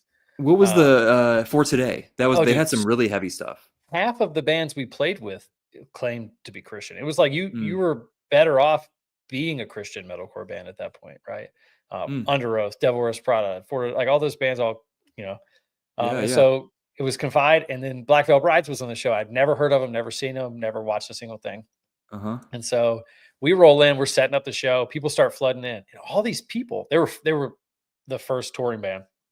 So we play, and I'm playing. And I'm like looking out from the stage, and I'm like, why are all of these people? Why do they all have like these black marks all over them? What is happening right now? And so, come to find out that like at that time, like all the Black Veil Brides fans were like markering stitches on their skin for something to do with Mm, like one of the songs or something. okay. Oh, I And like think they had a song called Stitches, maybe. they were all in like full black Yeah. with like all these Sharpie markers. And like I learned a lot that Yeah. night. Yeah. I mostly like played like hardcore, post-hardcore, metalcore shows. Wasn't a ton of like super like emo like Yeah. that, right? It was Uh-huh. mostly like dudes, or Yeah. if it was Sleeping with Sirens, like 12-year-old like preppy chicks in American Eagle shirts. Sure. And so like that was an interesting vibe. And then they played, and we were just like, yeah, it's not our scene, for sure. But we played with a lot of really cool bands, and we also played with a lot of bands. Dude, I am Uh, so old. Who is? uh, I mean, I'm sure John probably remembers like Led Zeppelin, right? Is that Yeah, there you go. There you go. Okay, we got Kill Switch or 7. I was never a Kill Kill Switch guy. Switch. Kill I was never a Switch. Kill Kill Switch. Switch. Kill Switch. 100% Kill Switch. Kill Switch started metalcore. Like they are the OGs of chuggy Oh, chuggy singy all singy. right. Great question. Great question, Reformed Reader. The answer is both. Jesse or Howard? Jesse was dope, but Howard is the best combination of singing and screaming that's ever existed. So That's a bold claim. Dude, have you ever listened to The End of Heartache? Kill Switch Engage? I don't know. Maybe. Oh, there's some very good people out these days, bro. Oh no, for sure. So I saw what was this called, the Metalcore Dropouts tour last year. It was Devil Wears Prada, Avoid, Counterparts, and why am I blanking on the other band that was in it? And they were almost too good. Like the lead singer was so good that I was like, this sounds fake. It was oh my gosh, I'm gonna have to Google this because it's gonna kill me. But I went for the Devil Wears Prada because Devil Wears Prada is like one of my favorite bands of all time. Cool. I don't know if you're a Devil Wears Prada guy. I'm surprised Janny wasn't a touring musician also in her life of crazy escapades.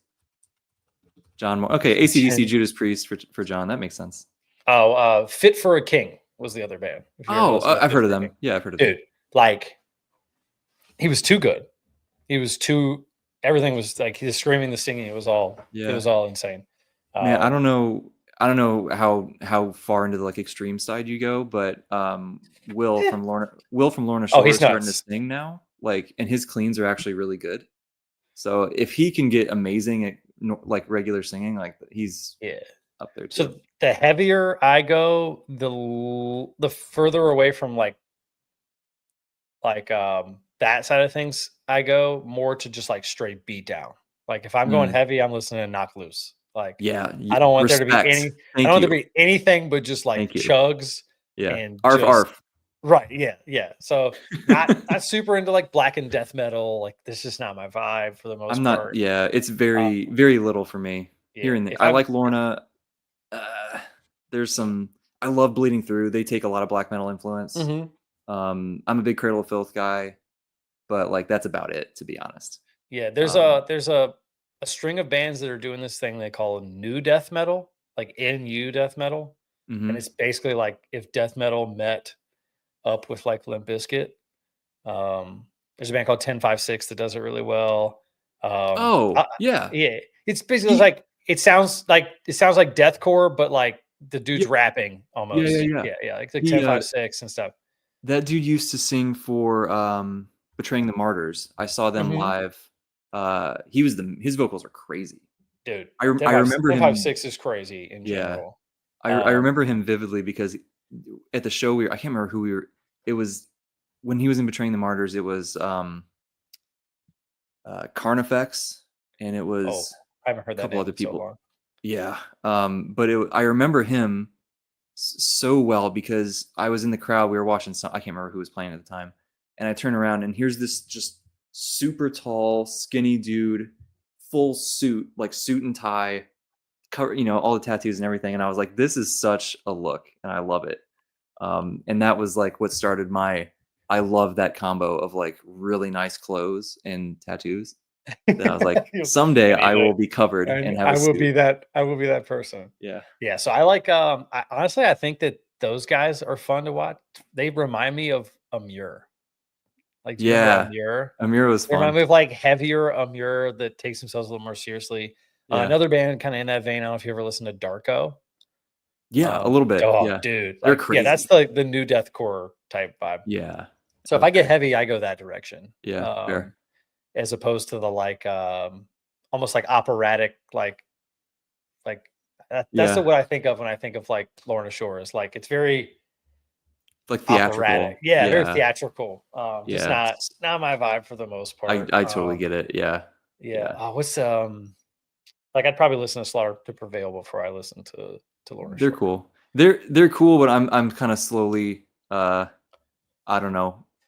It's not my vibe. the more Alex puts himself out on social media, the more I'm just like, I don't know, bro. He's not helping himself too much. Yeah. Sometimes Music's you like cool. separate the art from the artist and all that stuff. I think music is one of the hardest places to do that, Yeah. right? Because it's like sometimes it's like just Yeah. I you don't know. know. But it's like you should be able to share, Mhm. like freedom of speech 100%.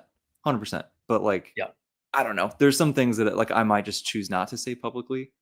right. But to each their own. It's what freedom of Yeah, speech, it's cool.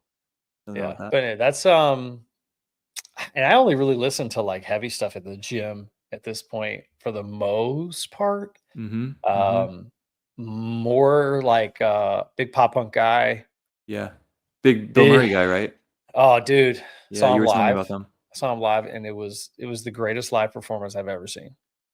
And That's like cool. I've legitimately been to 250 plus shows probably in my life. Yeah. And Crazy. Dave was with me, and he has too, and he completely agreed. Wow. There's a chick that plays live. She does the backup vocals, and she plays the saxophone live in every song. And like she Wow. does a lot of the guitar parts on the saxophone when there's like two guitar parts in the song, and he's Whoa. not playing guitar. And dude, it was some of the coolest things I've ever like. It was so good. It was Interesting. flawless.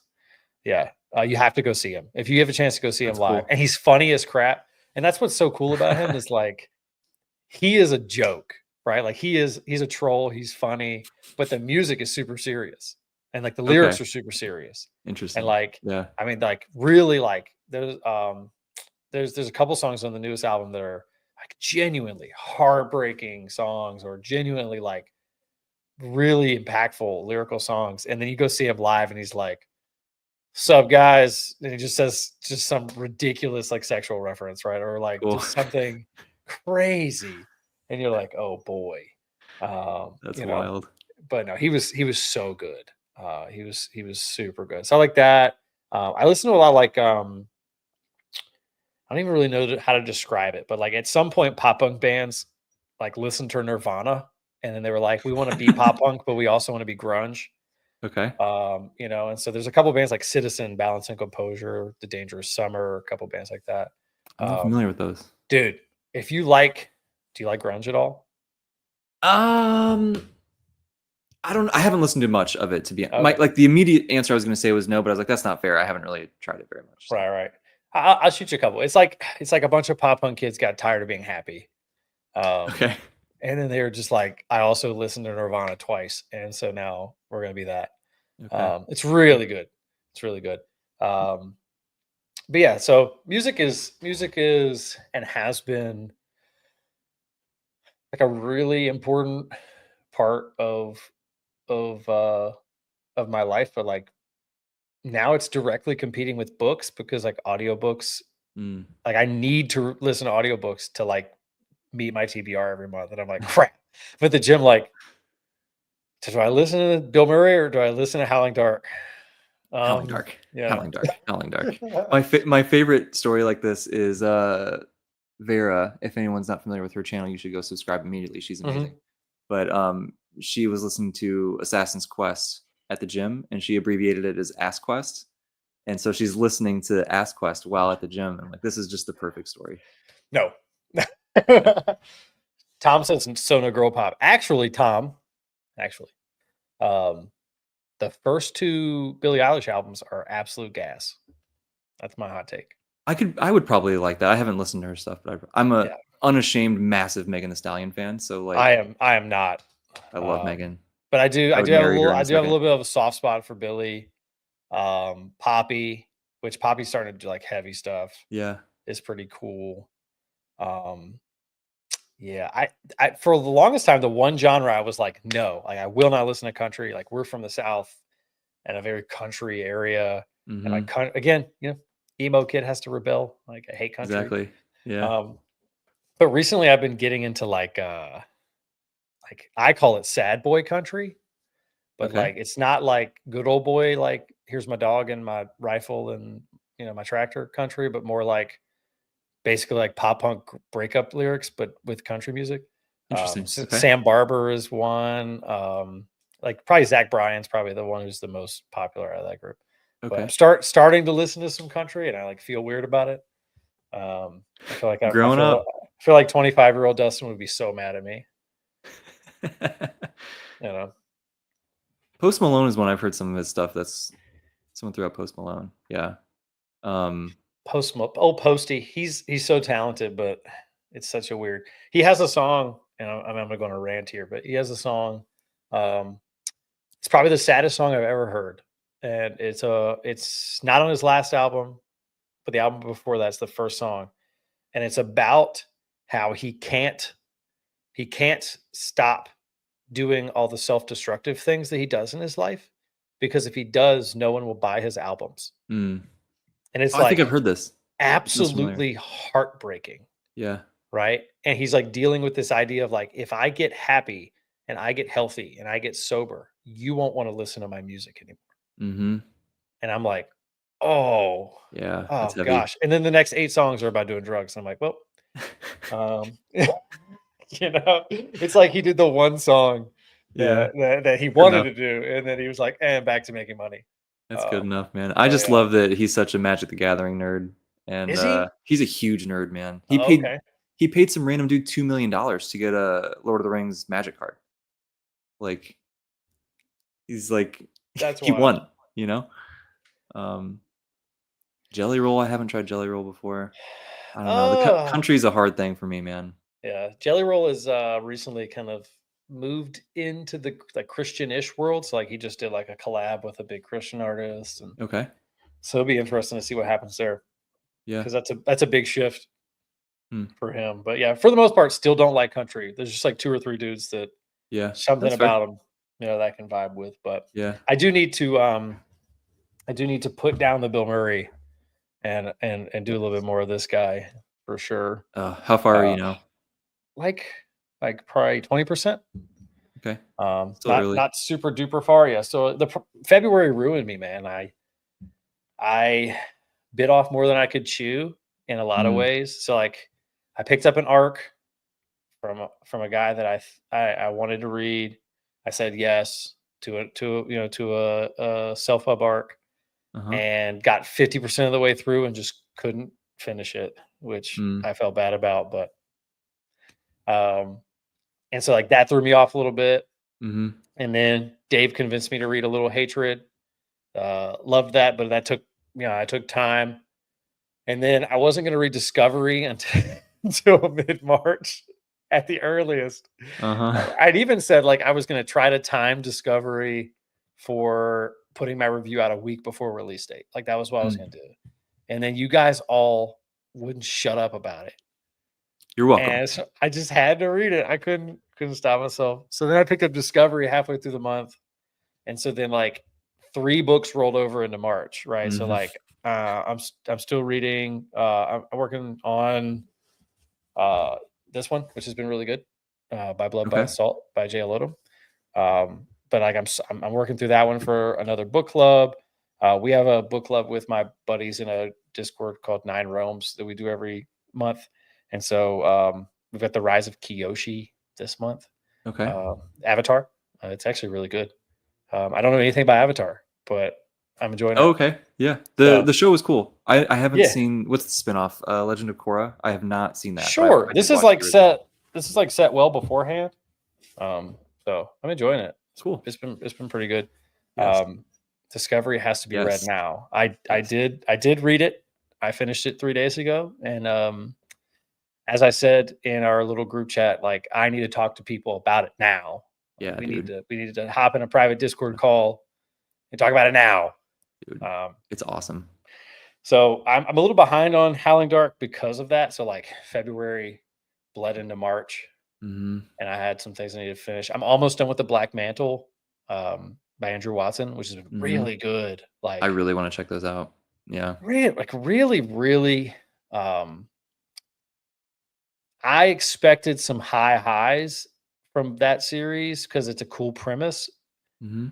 I feel like it feels like he's been writing for 20 years. Wow, that's cool. Like, you know what I'm saying? Like there's no low. There's no like, ooh, that's a self-pub moment. And I don't mean that I mean that in the nicest way possible, right? Like sure. and you just kind of eat those because like self-pub has really cool ideas and stuff. It doesn't feel like that. It feels super polished up. Yeah. And such a cool world. And he took the first book in a different direction than I expected. Like we were talking about earlier, like he subverted some things, but then when he did it, I went, yes, that's what should have happened. Cool. Instead of like, oh, he forced that. So I'm gonna finish that one up soon. And be sad that there's no more left in that one. But that's one I think more people need to read for sure. But Yeah. Discovery did ruin my TBR for sure. That's how it goes. That's so. Good question from Caden, right? What's the rest of your March TBR? You Howling Dark is first and foremost. I hope. Yeah, Howling Dark. Finishing up by Blood by Salt.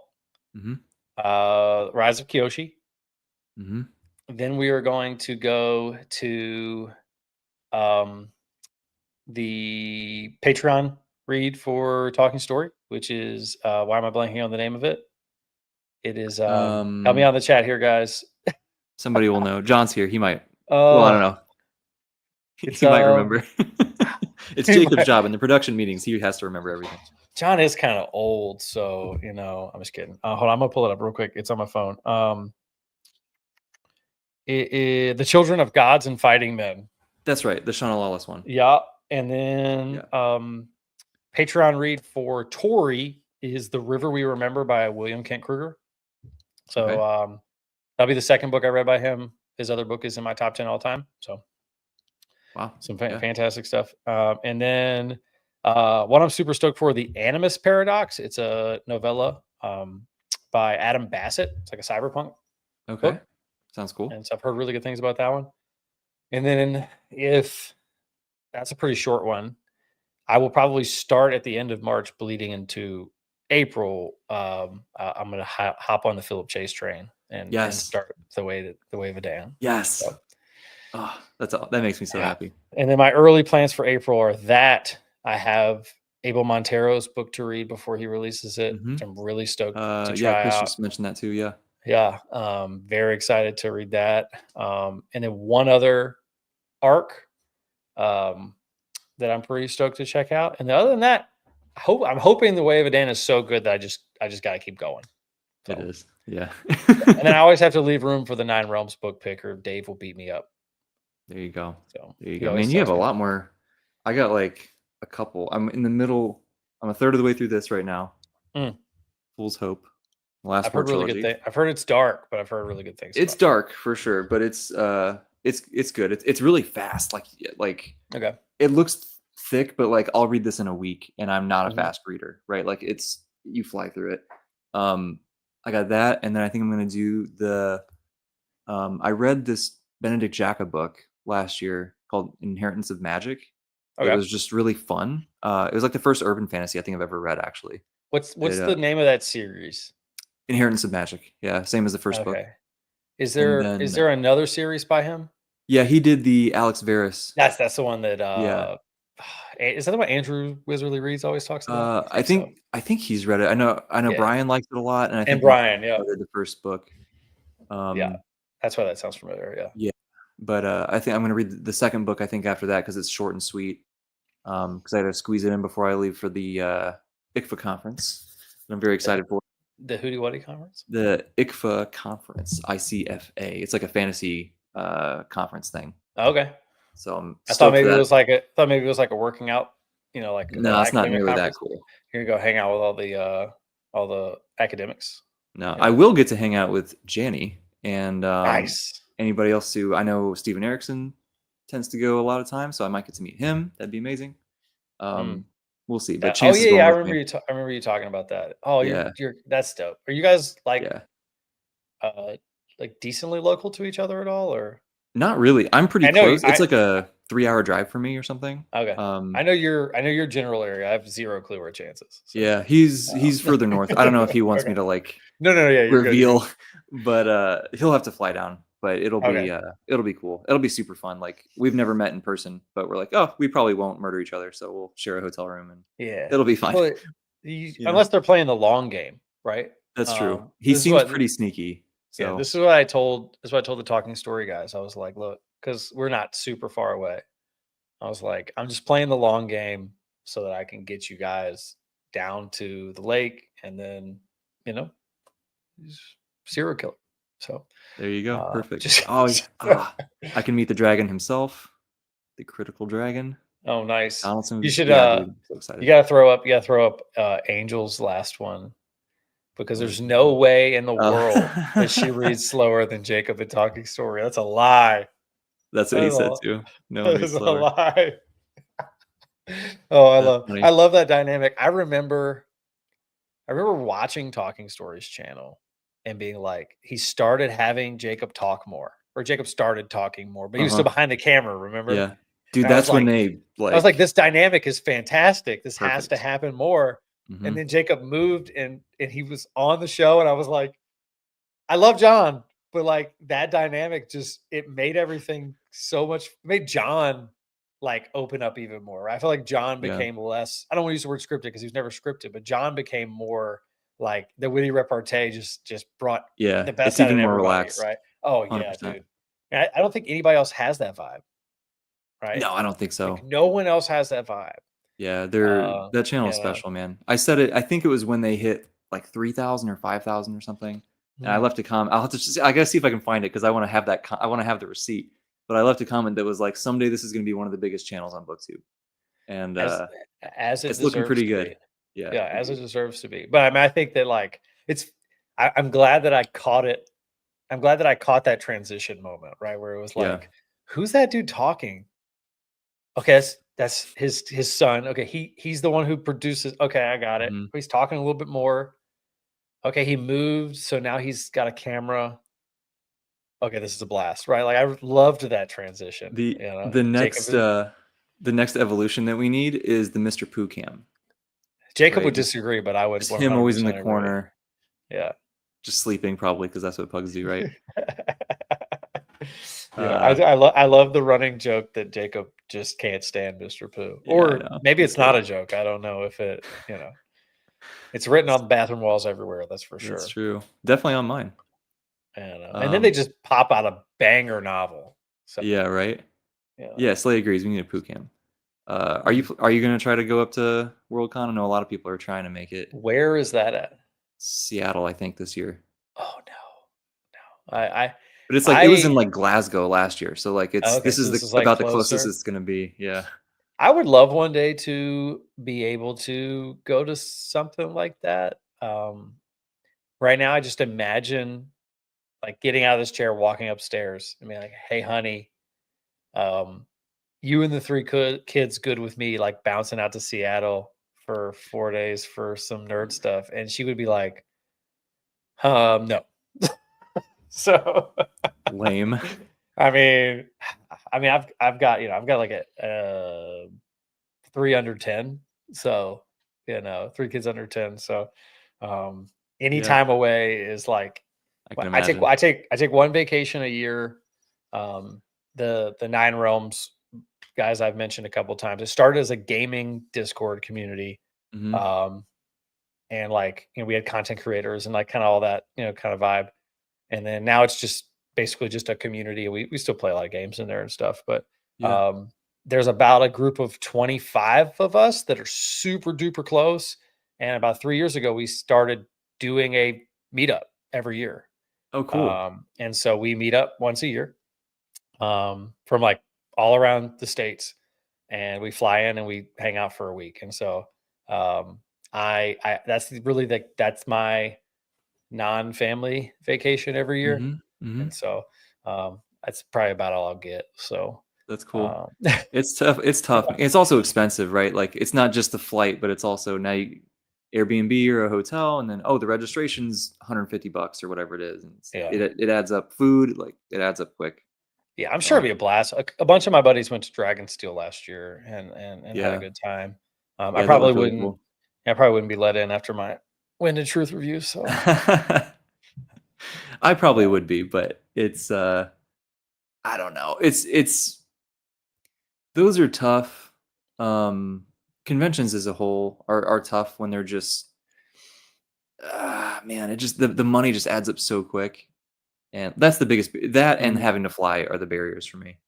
Yeah, I But would like maybe one will come decently close to me. That'd be great. Um, yeah. Probably not, based on where I live.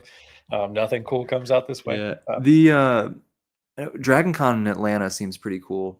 That would be like probably the closest, right? Most of those things are either West Coast or Europe, right.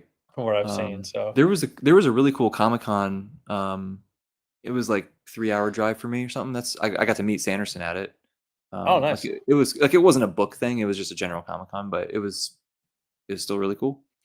Yeah, the a lot of like the video game ones, or if they're on the East Coast, they're always like in Boston, right? Like that's the East Coast destination is Boston. Yeah, yeah. And if it's not, it's on the West Coast or it's in Europe or something. So Sure. um, It is not. It's like, it's just a gigantic everything kind of con. From what I understand, it's like one of the biggest ones that's out there, which is cool. But also, Janie says it's excellent, sweet. Yeah, it seems a little intimidating to me, to be honest, but it also seems really, really cool. So who knows? yeah, I think it's in September or something, maybe. I think it would be really cool and to go to something in that kind of setting and like see people that right? But like, Yeah, hey, that's like I yeah, watched like Talking Stories videos and Tutor Rambles of them at Dragonsteel, like seeing people yeah, that they know from YouTube, and I was like, oh, that looks like so much fun. I yeah. don't even It really really does. want to go to the conference. I just want to like Yeah, right. do that. Like, can we just do that? Right? Like that Yeah, sounds like a blast. I'm yep. a, you know, I'm a people person through and through. Like I'm a very type A. Like that's what I do for a living. So like hanging around with people is always a blast. Yeah. I like to joke. It's like I have another job.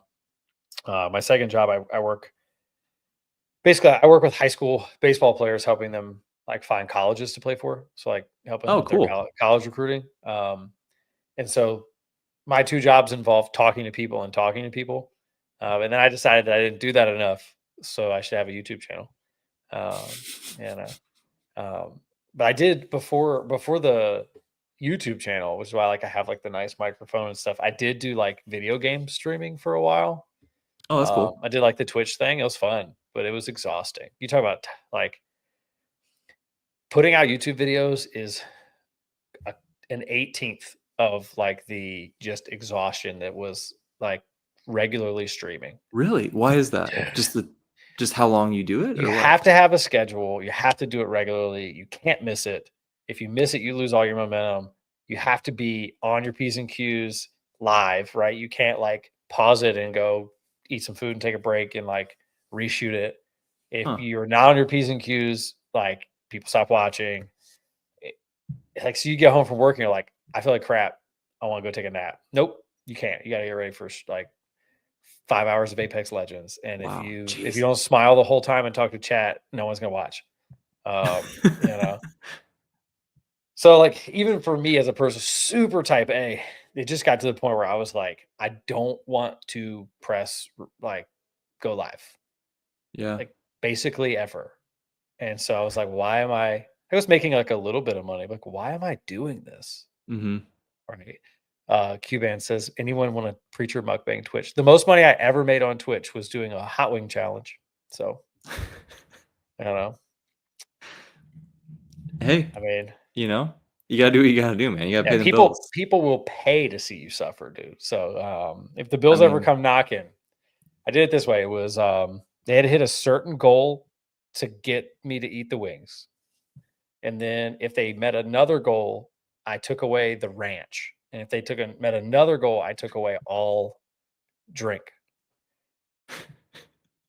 They hit all the goals, and I had of to course. eat 12 boneless beat up wings with the hottest sauce with no ranch and no water. Nice. I had to call it to work the next day.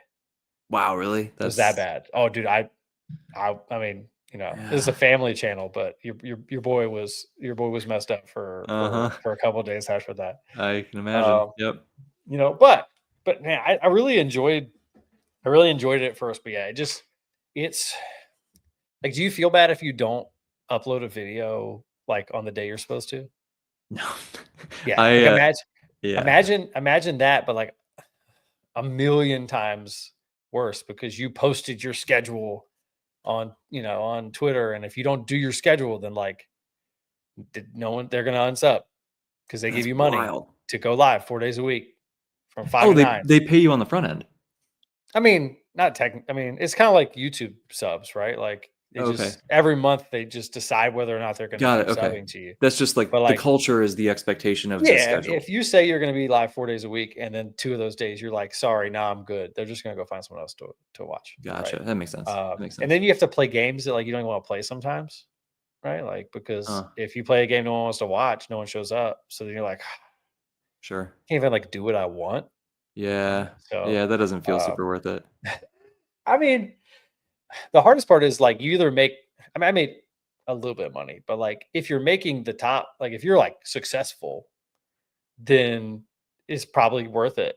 If you're Yeah. like, Oh, you yeah, know, for sure. if you're Tim the Tap Man, right? Like, yeah, sure. Yeah. Um, but if you're just like trying to grind out like 50 subs so you can like actually get a payout at the end Mhm. of the month, no, like it's and I wasn't doing it really for the money as much as like we were just playing a ton of video games and we had this Discord community and a lot of people were going like were streaming and it looked like fun. Mhm. And then like, a year and a half in, I was just like, my wife's mad at me because like she's putting the kids to bed, and I'm like, no, honey, I have to go play Apex Legends for these eight guys who expect me to come. You know, Yeah, it's a little so weird. yeah, well, it's a super Yeah, weird, it's tough. community. What did Um, you so I used to play a lot of video games in high school, and then mhm. I literally haven't played video games. It's probably been 10 years. I've just Oh, been too dude, busy. So like I now have a PC that can handle it. let's go. I'm like I want to get into it, right? Yeah, yeah. I have a few games on Steam. Okay, what you got? Um I have what do I have? I have Elden Ring. I Okay, have fantastic game. GTA 5, Cyberpunk, what was the other one? Um Cyberpunk's a great game. I got the Batman Arkham games because I did Ooh, play those growing up, and I was like, "Oh, these are sweet. I'd love to play those again," because mhm. they were like $1 on Right. sale, so I just got them. I'm trying to remember if there's anything else that I have right now. I feel like I'm forgetting something, but anyway, So the like, hard part for me is finding the time. yeah, But, you know, I'm notorious for like I see Matt's in here. Dave was in here earlier. Dave's still in here. I'm notorious for not finishing games with a storyline. So okay. I'm more of like a competitive like shooter competitive games Oh, type guy. I'm not good at Like those. it scratches my my sports itch a little bit. Sure, Now that I'm see too old that. to like compete at anything. So we play like a ton of Valorant, which is like CS:GO, like a competitive shooter. Okay. Um, Marvel Rivals is absolute gas. Um, I'm seeing a lot of memes about it. yeah, Marvel Rivals is so good. Matt said he's very bad about that. I've finished like probably 2 to 3 story games that I have played in like probably 5 years. I Okay. just Wow. because like To me, the story is my favorite part. video games for me are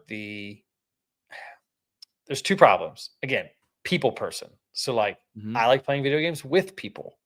Okay. So Yep. first person games, so I play 5 hours and then I'm like, I want to go talk to my buddies on Discord, so I'm gonna go do that instead. Mm, And then 2, um, I like that competitive factor, right, of things. And sure. so those types of games just I end up just going back to like good old faithful Apex Legends or some type of shooter.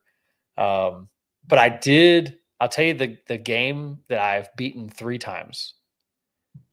That's a story game, so that just tells you how good it is if Sure. I'm Yeah, yeah. beating it 3 times, is Dishonored 2. Okay. I've heard of it. If you have not played the Dishonored games, and it's I mean, it's fantasy, so, like, dive right in. It is Okay. awesome. It is so good. It's Okay. essentially like, stealth assassin with magic type Okay. game, Sounds first cool. person. Dude, it's great. That sounds great. I think I've beat it 3 times. So, Cuban That's says, "Who do cool. you main on Apex?" Dude, I haven't played Apex in a long time. But when I was playing a lot of Apex, I was, maining mostly Bloodhound, I think. So, but yeah, you should get back into video games. There's some of the best video I want games. to. Yeah. Dude, there's this new game that just came out called Split Fiction, and it's Okay. actually about a fantasy writer and a sci-fi writer. It's a co-op game. You have to play it co-op, and they get reached out by this publisher who brings them in, and the publisher is basically it's like it's like a critique of AI. The publisher basically throws them into this machine that is going to take all of their ideas and then write generic novels based on their ideas. Like he's like stealing creative people. Okay. And when he does it, it throws them into this video game together, this world together that is like back and forth between the one girl's fantasy novels and the one girl's sci-fi novels. And they have to play out like each of the levels. Whoa. Oh, dude, it's so sick looking, and That sounds cool. it's from a developer who a couple years ago won Game of the Year for like a co-op game that was Oh, just okay. like this. I mean, it's top tier stuff. But yeah, that's the premise of it. And so you and your friend, you have to play with someone else, and you guys, one of them's the science fiction girl, and one of them's the fantasy girl, and you're going back and forth between each other's worlds, doing all kinds of stuff, and it switches up between like one level might be a first person shooter, and then the next one's like a side scrolling beat 'em up, and the next one is Huh. like every genre you could ever think of, right? It's called Whoa. Split Fiction. You should check it out. That's pretty cool. That's pretty Yeah. cool. Yeah, well, I'll add it to my I got a list written down somewhere. I'll have to add it to the list. It's so tough. I think when I got I've had Elden Ring for like over a month, I think, and Right. I've put an hour and a half into it. Like it's just so hard to find the It's time. so well. You could have stopped it hard. It's just so Well, that too. hard, right? Like, I I had this thought the other day that I was like, is this the best choice for getting back into gaming after time? no, Like it's not. I was like, because I think what I sort of feel like I need is like a like those Batman games or like an Assassin's Creed or a God of Yeah, War. yeah, It's like straightforward. You don't have to grind for anything. right. You just You play just it. yeah, just play it through. Whatever fighting, open world stuff is cool. Whatever, but like Dishonored 2 will scratch that itch. It's okay, hard, but it's at no point are you like, what am I supposed to be doing? It's just hard in the okay, sense of yeah. like, oh, I didn't do the thing I was supposed to do, but like, one of the cool things about Dishonored 2 is like you can play the whole game without killing a single person, or you can kill everybody. Oh, You can cool. play the whole Okay. game silent, or you can just guns play. Like you can do the ending changes based on what magic you decide to Ooh, use, like that's some of the cool. dark magic and like Uh, how many people you kill and stuff. mhm. It's really good. It's Hogwarts Legacy is what I was trying to think of. That's the other one that I have. Also was gas. I didn't finish it again because I never finish it, but what I played was great. Yeah. So I think It's like Riggs finished it. He's in the chat. okay. Um, Riggs likes to play games that talking story. I'm still not right from playing. I That cannot was imagine John playing Elden Ring, dude. that was fun. The honestly, that kind of gave me the idea of like I should try to stream and just watch people laugh at how horrible I am at video games because I'm not Yeah, going to be good, right? Like yeah, I was good at NBA 2K and I was good at Guitar Hero. That was it. dude. John and Brian streaming video games together would be the Baldur's best Gate thing would I've ever seen in my life. I'd love to play Baldur's Gate also. That seems really cool. We need a John and Brian streaming Elden Ring together. That's what we need. Samurai Katana Cyberpunk build, third build. I don't even know. How does that Dude, I just don't understand. Elden Ring nerds are on a different level. Okay. I just don't You just need to understand. understand that. Yeah, I get it's like I know I'm They're gonna love it, literally, right? I know yeah. I'm gonna love it if I can just get into the groove of it. I just there's so much inertia with starting it. Um, it's like literally you like 100%. the beginning of the game. I'm just like, okay, you have this first little cave you're in or whatever, right? But then you Yeah. go outside and I'm like, You hit the do tree I have sentinel and you're like, is that guy yeah. supposed to be, am I I'm like, supposed do to I kill that? I was like, do I fight him or do I run? I guess I can run by him. Okay. And then Yeah. so I don't know. It was kind of Yeah. I turned left right when you walk into the open, I turned left and I found a cave. There's a bunch of mm, wolves in there, and then it's one of the first little like mini bosses is in there, didn't even right? know that was there. And I mean, it took me like an hour to kill like the little mini boss, and like I didn't play Dark Souls or any of that stuff, so that's probably part of it. Me either. Like Yeah. it took me a while just to understand like the iframes and like how you. I'm used to being able to like button mash and cancel, and you can't cancel Yeah. once getting used to that like took a while. Mm. But yeah, when I'm playing video games, man, I don't want to have to like try that hard. And if I'm trying that hard, I want like Yeah. I want the reward of like beating a real person on the other end if I actually win, Mm. right? And Yeah, like yeah, so yeah. like Valorant is hard as crap. Really? but like pulling off a 4K in a round of Valorant is like hitting a home run at like a really important baseball game, right? You're just like people are around, you did it, your team's yelling at you. Like Yeah. in Elden Ring, I'm like, I'm by myself. And if I win, I'm still by myself. Yeah. Like it's just not my thing. I wear on my sleeve that I'm like too much of a people person in a lot of Mm. ways. Um, which is why reading probably is like my only like alone time at this point, That's cool though that right? you have Like, that, right? Yeah. reading's it. That's the only alone time. That's Yeah. funny. I'm kind of the opposite in a lot of ways. So much of my day to day is just me at my computer alone. And Mhm. then when I interact with other people, it's like, oh, this is like a special thing, you know? Oh gosh, we have the opposite then. Hmm. When I have a minute at work where someone's not talking to me, I'm like we have a private school at our church. So even if like I don't have a meeting with somebody, like I'm in my office, my door's open, I'm the pastor, so like Hmm. anybody could poke their head in at any second, right? And Mm, like yeah. they have a free ticket, right, to just talk to me for 2 hours while I'm trying to get something done. Right? Like, that's just part of the job, right? Like, Yeah, sure. like, hey, pastor, I need to talk to you about something. You're like, but I need to, yeah, come in, you know. Um, and so I mean, that's people always joke like I get asked a lot, like, don't pastors only work on Sundays, right? Like, don't you just Mm, like you just go work on Sunday? I think it's so funny because there was times where like things are really chill, and there's times where like I'm up at 4:45, like driving to the hospital to go see a church member who's about to have surgery, right? Like, oh, yeah, um, yeah. or like, we had 2 weeks ago we had 5 funerals in 1 week, Jeez. and funerals aren't Monday at 2, they're Friday at 6, Sure. and Saturday at 11, and so like your weekends are really flexible, Sure. when you're kind of doing what I'm doing. But you also have like random Tuesdays and Wednesdays where like I read theology books for 3 hours and Mm, have nothing else to do, just prep for whatever I'm teaching, and like yeah. that's it. So it's an interesting job, but one of the coolest and not coolest parts about it is like at any moment I could have to talk to someone for 4 hours straight. Right? Like, and I wasn't even expecting it, you know. Yeah, that's so Uh, interesting, yeah. it It's is, it is. And there are moments where I covet what you have where I'm just like, it would be sick if I knew for 2 hours no one was going to talk to me. Right. Like yeah, if I knew it was going to happen. right. Yeah, Uh, it's cool in some ways for sure, and it kinda fits my like, I'm reasonably introverted, so, like, it mhm, suits my that's part of why I'm doing it, right? Is it right. suits my, my lifestyle preference, but it's Yeah. like, I really relate to the, you know, people are like, "Hey, what are you doing on the weekend? Like, can we hang?" I'm like, I'm working." You know what I mean? Like, Mm, it's weird having that non-traditional work yep. schedule, where people expect you, you get off work at 5 and then then you can do stuff. And then Right. it's just not, like my weekend is Wednesday. Because that's the only day me and my girlfriend both have off work, so we try to hang out. And like it's just kind of weird.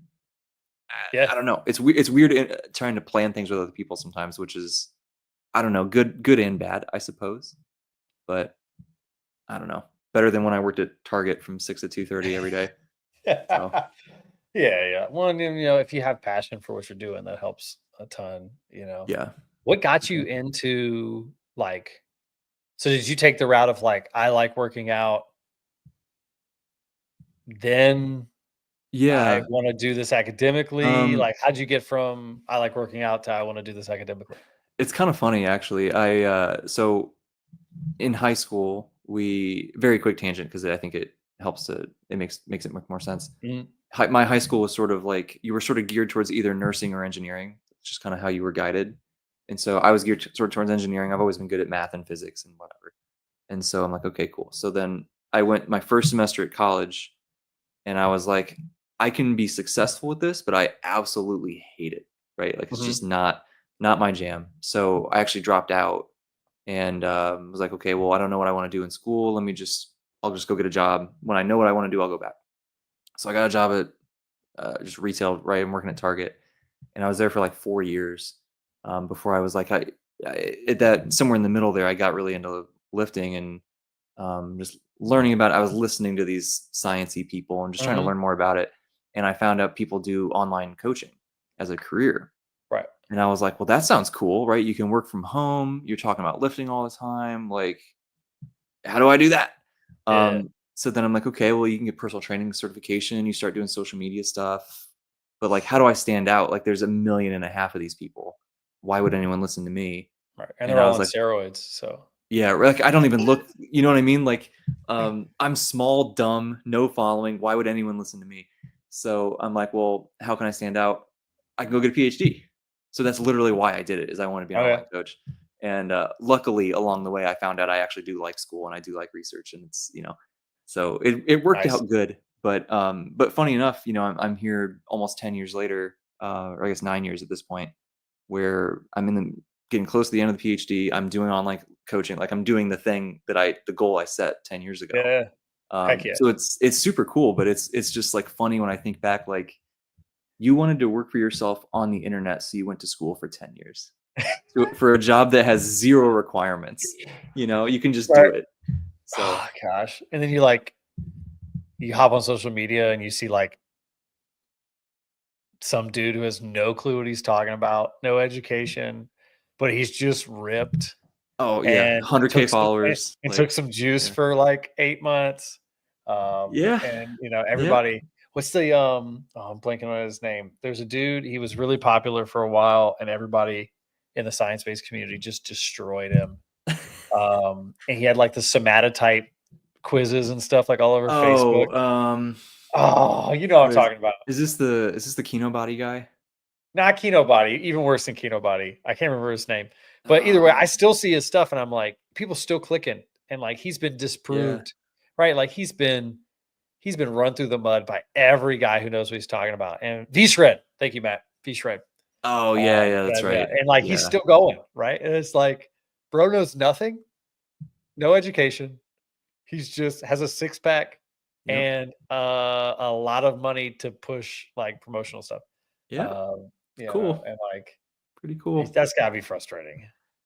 Yeah, I But mean, in the same way, right? Like in the same way, I hop online and I see, some dude who just decided to like throw a camera up and tell everybody that like the gospel of Barnabas is actually like and it's just like throwing out these wacky religious sure. concepts and everyone eats it up because like we love weird stuff, right? Like Mm, humans love it's why Gnosticism was so cool in the first century. Like humans love to think that they have the secret knowledge that no one else knows about, and that then makes them special.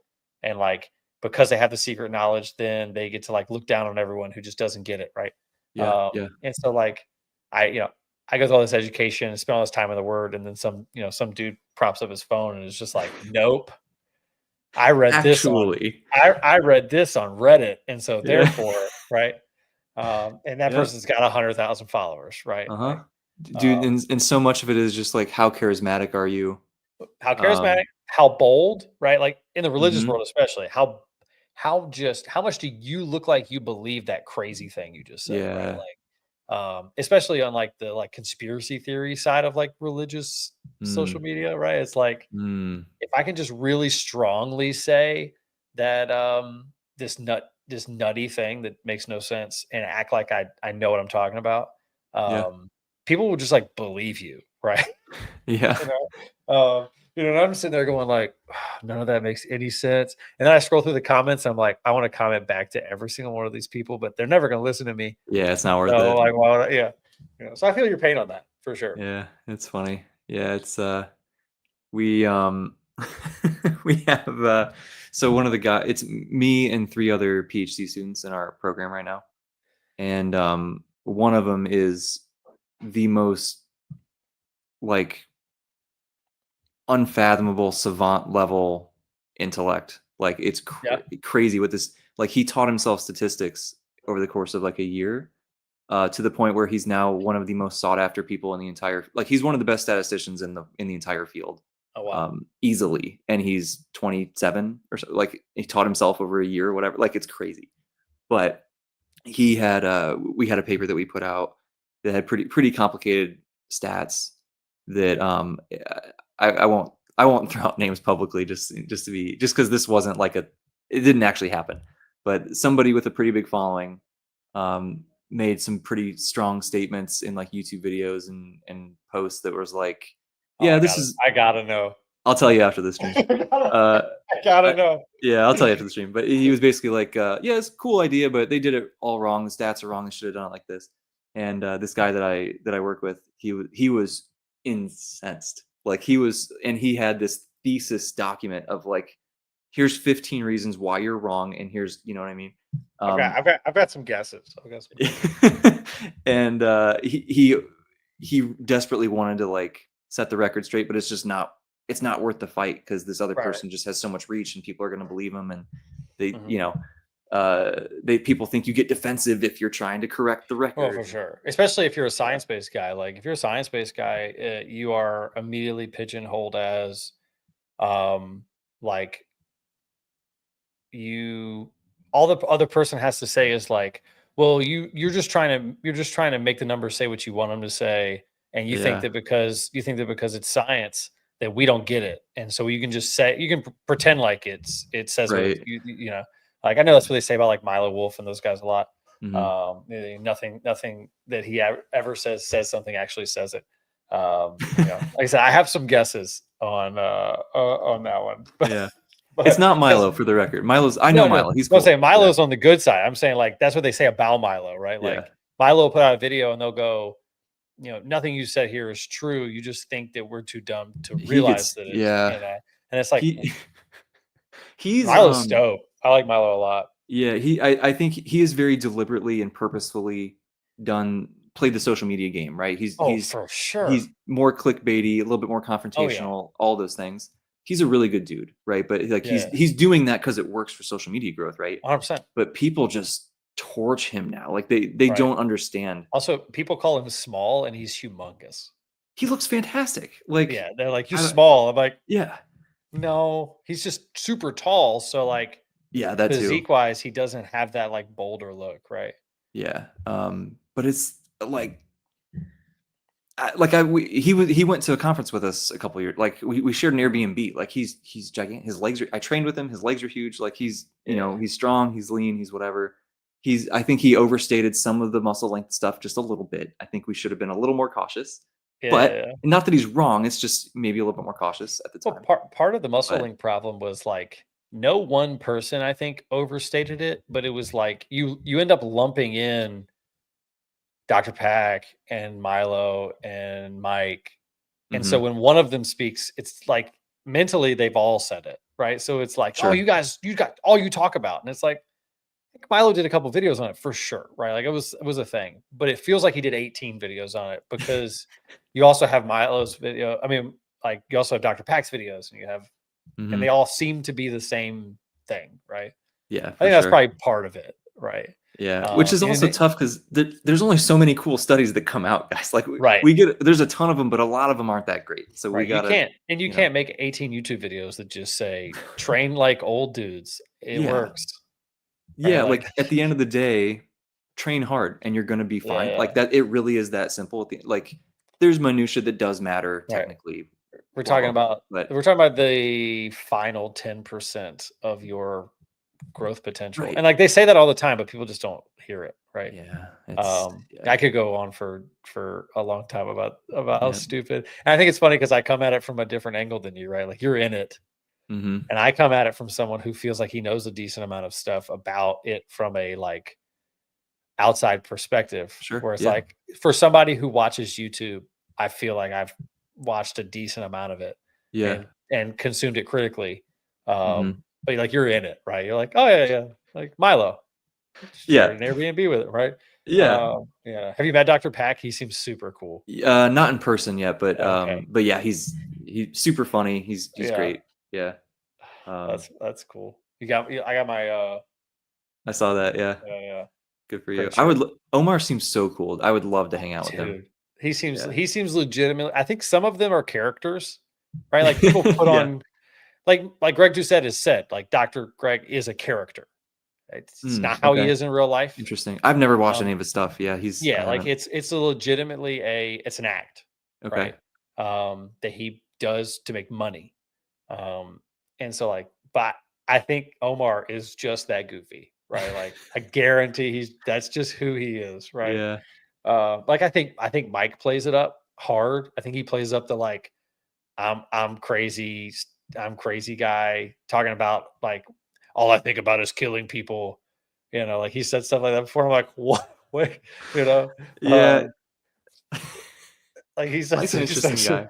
He's said the some best. wild stuff, dude. Yeah, he's crazy, man. He when I got to meet him, he was like when you're just talking, like just Yeah. you're standing in his living room talking or whatever, right? And it's Mhm. like he's just such a normal dude. He's exactly how he is online. Like Right, right. just make all the jokes, everything. It's exactly Oh, the I'm same. sure. But it's like I have to imagine it's not always going to war in the gym, right? Like that's no one can do that. It's exhausting. Oh, dude. Well, I mean, they've admitted that like some of their training videos where they train, someone comes in and trains with them, that like that's the 10 out of 10 peak week, Sure. Yeah. I like mean, it's got to last, be. right? Because I mean, they're like dying in the floor, right? Yeah. Who did they have on the other day? They had one of the pretty boy dudes on the other day, like the guy who wears the little cross earrings. What's his name? Okay. I wouldn't know. One of Yeah. like the Jim Sharkey type dudes Okay. on the other day, and they took him to task. That's And I mean, funny. he could barely stand up after the workout, and it was so funny. But I enjoy that kind of stuff. I was super into lifting for a while, and like I'm still into it, but I don't consume a lot of that kind of stuff anymore. Like occasional, like Yeah. mostly just booktube stuff, That's how I and am then like too. religious stuff at this point. There was a while where it was like I was watching Yeah. every video Oh, that same. Yeah. dropped, right? No matter what, I was Yep. into the drama and I was into the, um, and I still like occasionally. It's gotta be like the right time. Like I'll watch one like while I'm doing cardio before I lift, just to get Sure. into the mood for like lifting or something. But Yeah. if John keeps making these talking story videos 2 hours long, I'll never be able to watch anything else. So you know, Lang 86 asked, what got us into reading fiction. We talked about that a little bit earlier. I read fiction as a kid and then stopped reading fiction for a while. And then Stephen King's 11/22/63 got me back into it. Just kickstarted it back off for me. Yep. There you go. I was I guess to shortcut it, Harry Potter was the main thing. Um yeah, that was the main thing for me. Yeah, I'm So reading that with my daughter right now. oh, it's Um, beautiful. yeah, it's really interesting, but it also is frustrating because she'll like fall asleep in the middle of a chapter. And my first reaction Mm. is like, what are you doing? Yeah. Get your The butt back up. disrespect. Right, like, how dare you, dude? Like, Wow. we were in the middle of an intense moment here and you're falling asleep. I want to reread. I was in a cycle where I just read it over and over, right? But it's been a long time now, Mhm. and my girlfriend just got me the first 3 illustrated editions for Christmas. Ooh, Just got me back for Christmas. I think those are the ones that I got for Audrey. Is it the ones from like Barnes and Noble that like flop out and there's like stuff? No, it's not. Those are Oh, super okay. cool though. Yeah, I've got those for Audrey. Yeah, that's awesome. I would love. Yeah. I'll have 3 sets of Harry Potter once I complete the illustrated edition set. So maybe I'll Good. get more and get those 2. Yeah, it's deserving, right? Yeah. Yeah, Uh, those are sick, but yeah. I she's building a collection. So I did this really cool thing for Christmas. If you get any parents in the chat who need a good idea, I gave my 2 oldest. They always made comments when my broken binding box came in, and they would Mm, like sit with me and like open it together. And like they really thought it was cool that I would get a book every month. So um, sorry, I'm a pastor, but I lied and I told them that I had gotten them subscribed to this super like secret, like high level kids like book box, right? mm, Like you got in, I got you in. You guys are both getting books. And so every month they get a box on the front porch, just like my box, and it's me. And I make it up, and there's like a letter inside, and I go buy the books and I put it in there, and they think it's from I made up some ridiculous name too, like some ridiculous kids book box name. And so yeah, every month they get it and they open it up. I try to time it around the same time my broken binding box comes in. So mhm. most of the time get all of them together. And so like she's building a pretty cool collection. Um, but yeah, I think she still thinks it's not me. She'll figure it out eventually. Sure. Yeah, you know, That's but amazing. I was pretty stoked on that idea when I like Oh, that's found enough. great. I was like, but then I Yeah. realized that books are expensive. But that's Uh-huh. I was just uh, gonna say that too. yeah, yeah. I put in the letter too. So in the letter, it's like your parents have to let us know how much you've read, and if you don't read the books you get, then the boxes stop coming. Basically, Good for you. uh, There you go. So There you go. she's reading through the Wing Feather saga right now by herself, Okay. which is a pretty popular series, like middle grade series. She's Okay. 8, but she reads at a pretty high level. Cool. And then my son, he's 6, but he's got a couple IEPs. He loves Dogman and Captain Mm, Underpants. So we've been doing Dogman and Captain Underpants, and then he likes the Spider-Man comics. There's this really good cool. like kids Spider-Man comics that are like really high quality. We've been going through those, but That's awesome. yeah, they get pretty stoked on the book box. And what I'm worried about is one day she's going to become old enough to want like actual special edition books, and I'm going to have to break it to her that they're way too expensive. Um, I don't know. I skipped the last Broken Binding set, and they just put out the new ones. Yeah, dude. The Raymond E. Feist ones. Oh my I'm stoked gosh, for those. I'm stoked for gorgeous, those. Oh, gorgeous. I've been So, wanting to read Riff Ward at some point anyway, so that's a good mhm. excuse to get into them. I did not. So I found an idea that I'm quite fond of with those is I don't. I said I'm not going to skip any sets that they do Mhm. because you can just resell them. Right.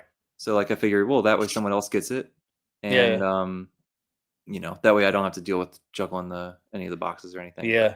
The only reason they're good. I skipped the last one mainly because like seems like a series that didn't have a ton of like not no interest, but like it's not a bigger series. So I was like, Yeah, well, like how is the real sale is the resale going to be easy on something like this? But they are it was. pretty. Oh, they're gorgeous. Yeah, it's Yeah. when I opened the first one, I was just like, oh man, I kind That's of the wish I other problem had is I this. probably would never actually sell them. Yeah, I'm making a Uh, rule for myself this year that any special edition that I get, it has to be something I really want to read, and it has to be gorgeous. Like I'm not yeah, getting yeah. anything just because it's gorgeous or just like it's Mhm. got to be both because I spent way too much money on books last year, and Yeah, I can't. I have a problem as well. And It's hard. it's only gotten worse because like I like reading physical. Like Yes, me too. it- I'm physical. Like if I have to do Kindle, I will. You know, now that I'm trying to push harder into self pub, like that's the easiest way is just read them on Kindle. For sure. But then like if I read something I like, I want a copy of it. So Hmm. even if I read it on Kindle, I end up like Now you're buying yeah. both. Right. So now I've got Kindle Unlimited, and then I end up having to buy physical. Um, and so it's been bad. And Stuff. the some of the some of the like self pub books on Amazon, like the physical ones, are expensive. Yeah. You know, Yeah. and it's like I'm about to drop a 30 burger on a like a paperback. Yeah. Uh, I'm only gonna do that if I know for sure that it's gonna be awesome. Like I did that with yeah, Cahill's books. yeah, I did that with Philip's books. Like yeah. just ones that I know for sure, based on obviously I don't know for sure. I haven't read it, but based on what everyone has said, that I'm like very confident I'm gonna really love it. Then I'll do that. But I with haven't what? started. I haven't started Kyle Hill's books. Oh, dude, they're awesome. Tutor But Ramble gave the first one a I saw that. 1.5. They're What? haters. w- Okay, I mean, haters. in the slim chance that they're in the chat,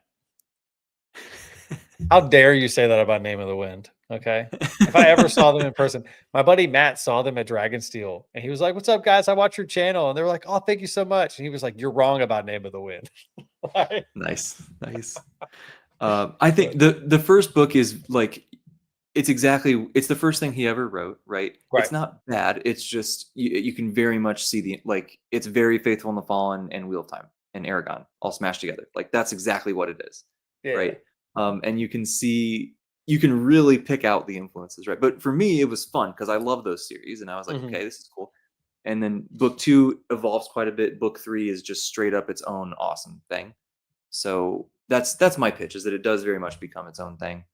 But That's what bums me out about the books, right? Book 4 comes out the 31st of this month on digital, but the physical comes out like a few weeks later. For whatever reason, I think it's just with the printers, it's tough because it's going to be as big as Wind and Truth. So like now I have a dilemma. I don't want to buy both. I so greatly prefer physical, but I don't want to wait a few more weeks until the physical comes out. So I don't know what to do, but we'll figure it out, I suppose. That's a tough question. Yeah. Well, it's like I bought the physical Dungeon Crawler Carl 7, and then the audiobook didn't come out until months later. And I was like, I'm gonna read it. I'll just read it. And then I ended up not reading it because I wanted to catch up for Wind and Truth, which now if I could go back, I would have 100% just read DCC 7. But what about the algorithm? Come on. You needed the Wind and Truth content. I mean, my Wind and Truth review didn't get a ton of views, so I don't understand how the algorithm works at this point. Yeah, I don't either. My random video on creepy and horrifying horror books got twice as many views as my second biggest video. I don't understand why. I have no clue. Who knows, man? I did it, right? Ride the wave. Like that was like, it wasn't a last minute video, but that was like I need a video. I haven't talked about like a lot of these horror books that I love. Sure, I'll just do like that video, right? Yeah. A decent amount of effort into it, and then like it's like 10K plus views or something. And like the second highest one is like 5. And then I put effort into my Wind and Truth like written review that I turned into a video, like really spent time like curating my thoughts on it.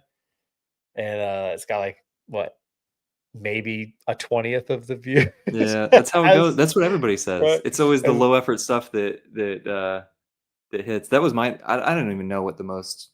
I don't look at any of the analytics or whatever, but like I think the most views that I have is like some of these random like 10 long series I want to read someday. It was like a spur of the moment, like, oh, I have this long list of stuff I like or that I think I'll like. I want to read that. I want to read that. And that, so after that video popped off, I had people who were like, oh, it's because you put a number in there. It's because it's a list. It's because the thumbnail was really good. And then I made my last Stephen King video, and there was numbers and it was a list. I thought the thumbnail was very good, and it flopped so hard, right? And I was like, well, I guess it's not that. I don't know. Who knows? But it's funny, man. I had some people hated because I Wind in Truth. It was a written, like I wanted to write the review. I wanted it to feel almost like I was writing a sermon, right? I wanted it to be curated and it's like scripted. And so, it's not, there's no camera. It's just basically scrolling through the graphics of the books as I'm walking through kind of my thoughts on Stormlight Archive. And I had multiple people comment like, I don't want to look at that. What are you doing? And I'm like, sorry, my bad. Like, I had some people were like, you could still show your face and just read the script behind the camera. And I'm like, I mean, I don't have a teleprompter or I like you gotta buy one. Right. For one video, That's tough. I don't know, but I was like, I'm fine. So then I did that review like that. And then the next day I put out, my Sword of Kaigen review, and I did non-scripted, just talked. And I want to say last time I checked, it the same amount of views, like almost identical. So it's like it didn't really change whether or not I did one or the other. And I think what I'll probably do is like I like the scripted reviews for bigger ideas. So like the Stormlight, the Wind and Truth review is actually more a conversation about like my experience with Stormlight and how I thought Wind and Truth was a disappointing end to that experience. Whereas like the Sword of Kaigen review is like, hey, I just read this. Here's what I think. And so I'll probably do a mix of both. Like I think I'm going to do scripted for the Discovery review for sure.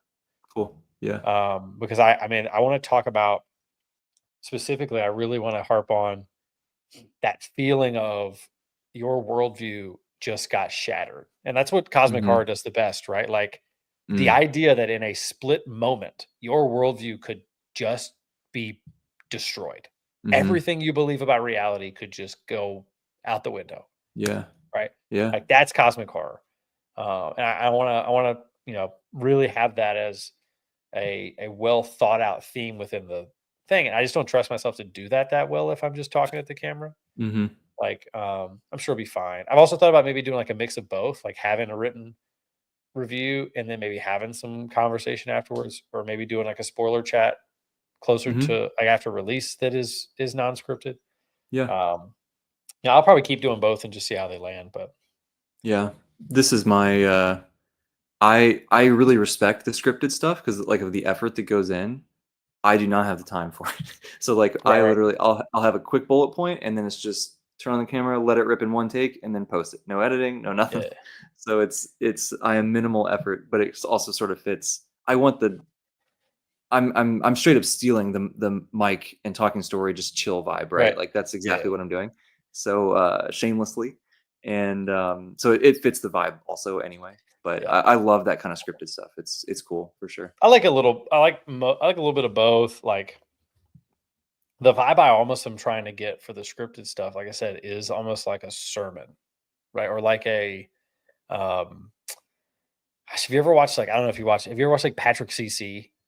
Mm-mm. He's a YouTuber who does like video essays where he's like Okay. just talking about some random pop culture topic, Yeah. right? And it's just super. It logically flows, and there's like argumentation, Mm-hmm. and it just you finish it up and you go, "Wow, that was written really well," right? Yeah. Like or wow, like wow, that made a lot of sense.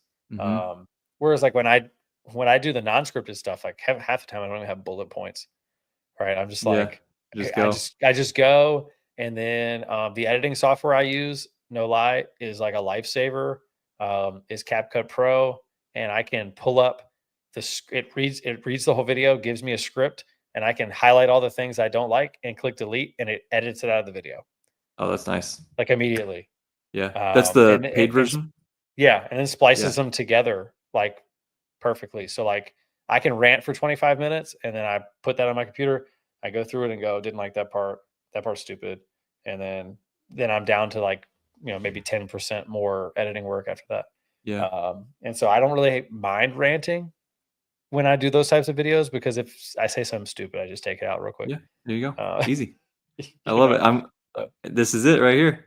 Let's let's hear it for hear it minimal for the effort. minimal effort. Minimal effort's my middle name. That's what it's all about, Hey, guys. if you like wrestling, my boy Matt has a channel devoted to like to WWE and wrestling and stuff. Okay. There you go. Yeah, go give Matt a follow if you like wrestling. He just did a video ranking every what was it, Matt? Every one of the special events they just had. So, do you like wrestling? I never got into it. Yeah. Oh, The only sport I grew up watching at all was NBA. I'm okay. still a big fan, but that's really the only thing I got into. I Elimination Chamber. Yeah, I speaking of NBA in college, my buddy Dave is still in here. He'll attest to this. In college, I could name every starting five in the six man for every NBA team, and was like a little obsessed. Like a little, it was a little too much. I had all these cool old school jerseys. Like I had Cool. tons of old jerseys. Okay. Like I would go like to, like I would go to all the old like used store places and just look through and try to find cool old jerseys and stuff. Yeah. Um, I'm a little older than you, so like I'm a big LeBron fan. I don't know who you like, but I can't tell if you're memeing or not. no, I am. I'm like kind of an annoyingly big LeBron fan. Not as Okay. much anymore, but like at the height, I was like one of those guys. Okay. I'm a big LeBron fan. I think he's the Let's GOAT. go. I'm a big fan. Him and Luca Let's together go. are magical. I Oh, want dude, them to it's win the beautiful. championship. They just Yeah. won what 9 straight. They've won 9 straight. I think. Something crazy. Yeah. We got Um, Boston on Saturday though. That's gonna be tough. Dave, look at this last comment. The biggest problem our friendship ever had was Dustin's NBA hyper focus.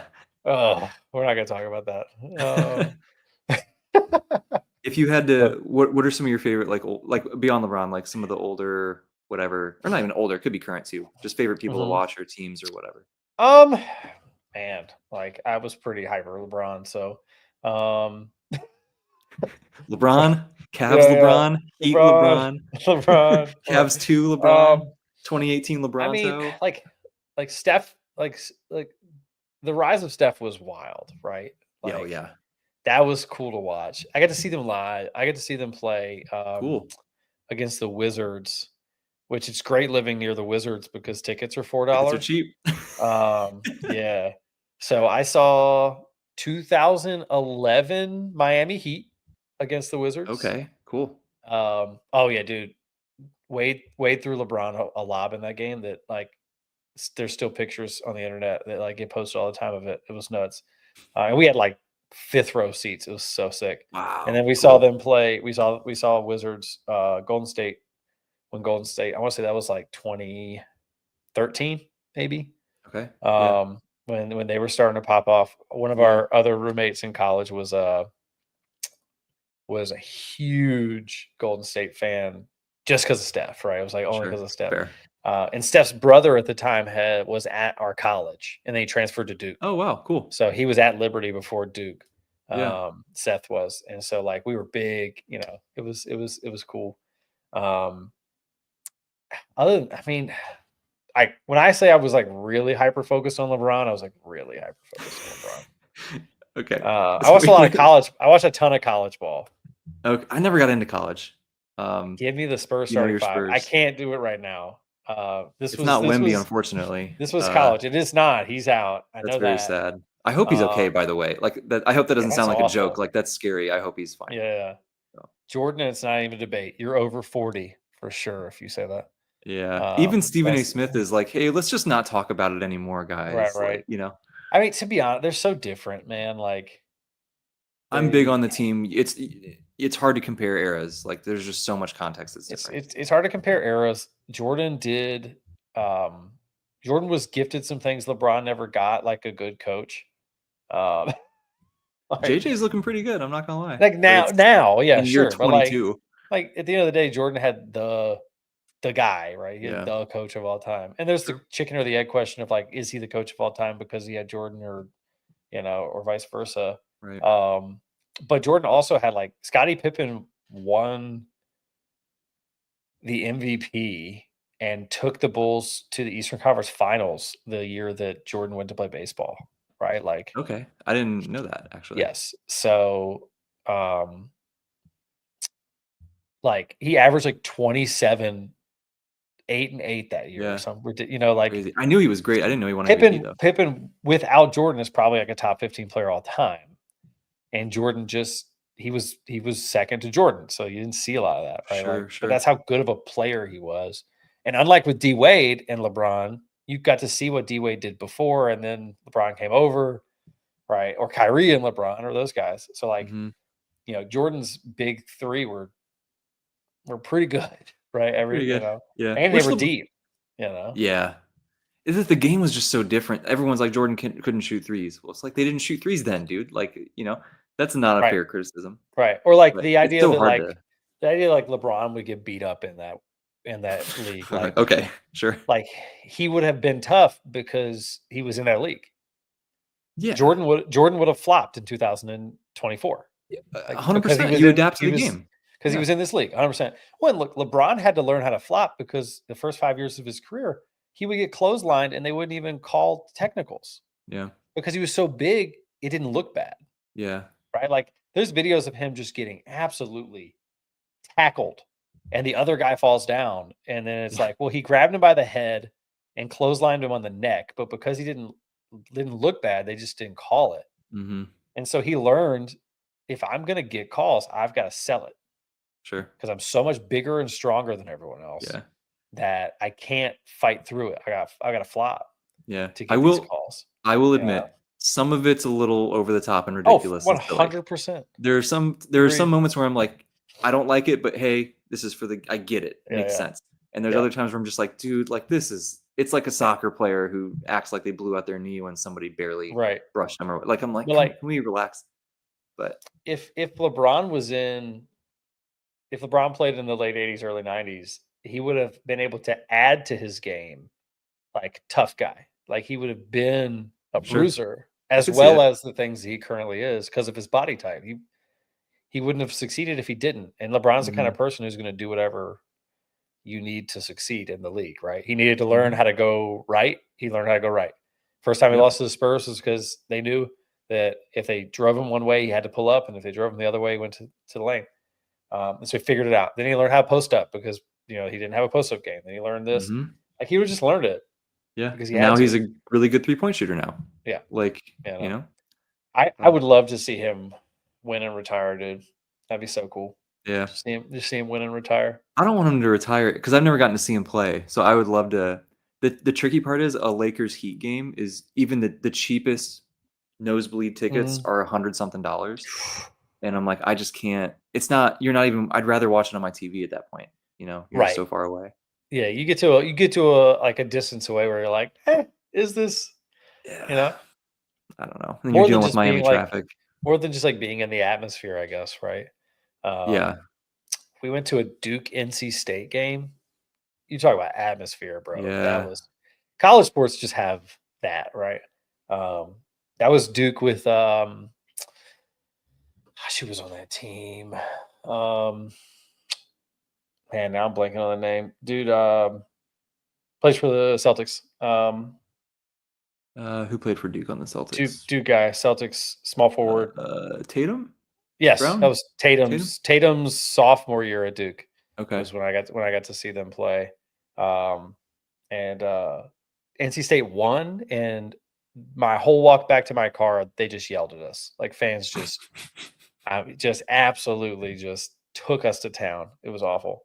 My dad lived in Durham for like 8 years, so he kind of Mm, we're Pittsburgh fans in every sport except for basketball, because of there's no basketball. There's an yeah. NBA team. Yeah, and you don't So he wanna be a didn't. 76ers fan. That's No, you're not not a allowed good to thing be to be. you're not allowed to be a Philadelphia fan if you're a Pittsburgh fan. So he lived in Oh, is that a Durham for a thing? while. Yeah, Pittsburgh Oh, hates okay, I was just Philly thinking that's the for closest sure. team probably, right? But, Uh, they're sort of in a Actually, sad state. geographically, the closest team would be Cleveland to Pittsburgh.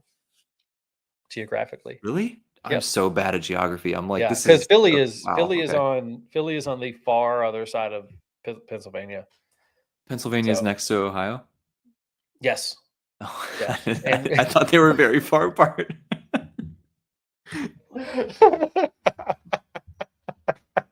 yeah. Alright, Yeah. cool. So, Yep. technically Cleveland would be the closest for basketball team, but Interesting. um, yeah. What is Tom saying here about hockey? Hockey is the only sport that's worth watching in person.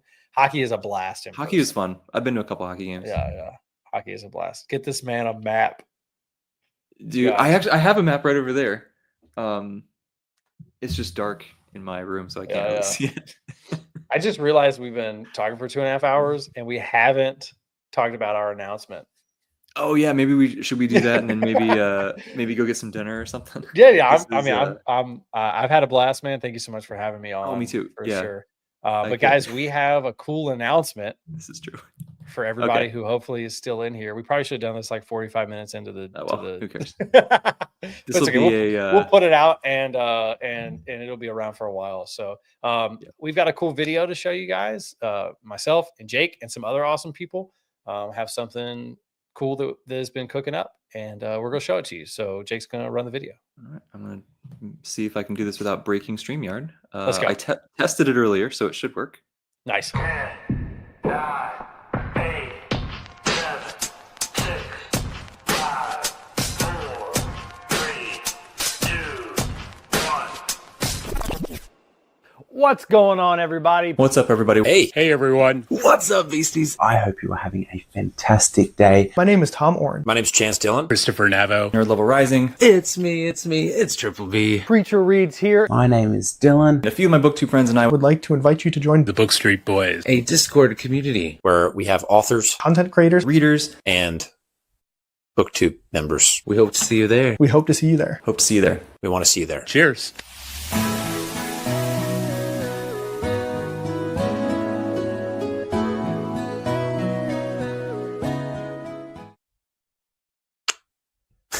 Sorry, dude. Hopefully that wasn't crap because you boys doesn't have a script reader. But yeah, thank you. Dude, I love Chance, man. He's so This is the best. great. Chance is the best. He's like, Grace, he sent me that, and I was like, that's 100% going at the end of the video. Oh my gosh. Yeah. So guys, we have 7 awesome content creators who have decided to come together to form the Book Street Boys and create a Discord community that we're all gonna engage with together, and hope you guys will join us. So I forgot who we asked to put in the chat, but the link to the Discord will get put in the chat hopefully soon. If not, I can do it while we're talking. But we want you guys to come hang out. Yeah, it's going to be a really the big focus, I think, is going to be not just on readers, but like I know that we want to have a big focus on authors as well, who feel like it's a good place for them to engage with readers and with each other, content creators as well. But really, I'm excited for it, man. I've been thinking about it. I think Christopher Nava brought it up to us. But we've been talking about it and thinking about it for a minute and working through it. And having a Discord for yourself is like so much work. But it's so cool. And then, being able to do it together, I think is going to just make it so much more enjoyable and doable. And with some pretty dope dudes. So here I am. I think I got it. Boom. That should work. Cool. Awesome. Yeah. So y'all hop in there. It is open for any and everybody. So we're going to have a blast. Yeah, dude. It should be cool. Yeah. I'm definitely, I feel like I'm like the least Discord savvy person ever. Like I barely understand how it works. So we're going to see how this goes. I will do my best to keep up. I'm not going to lie. I'm a little scared that I'm going to get overwhelmed, but we're going to try our best. I believe in you, Yeah. I believe in you. It's,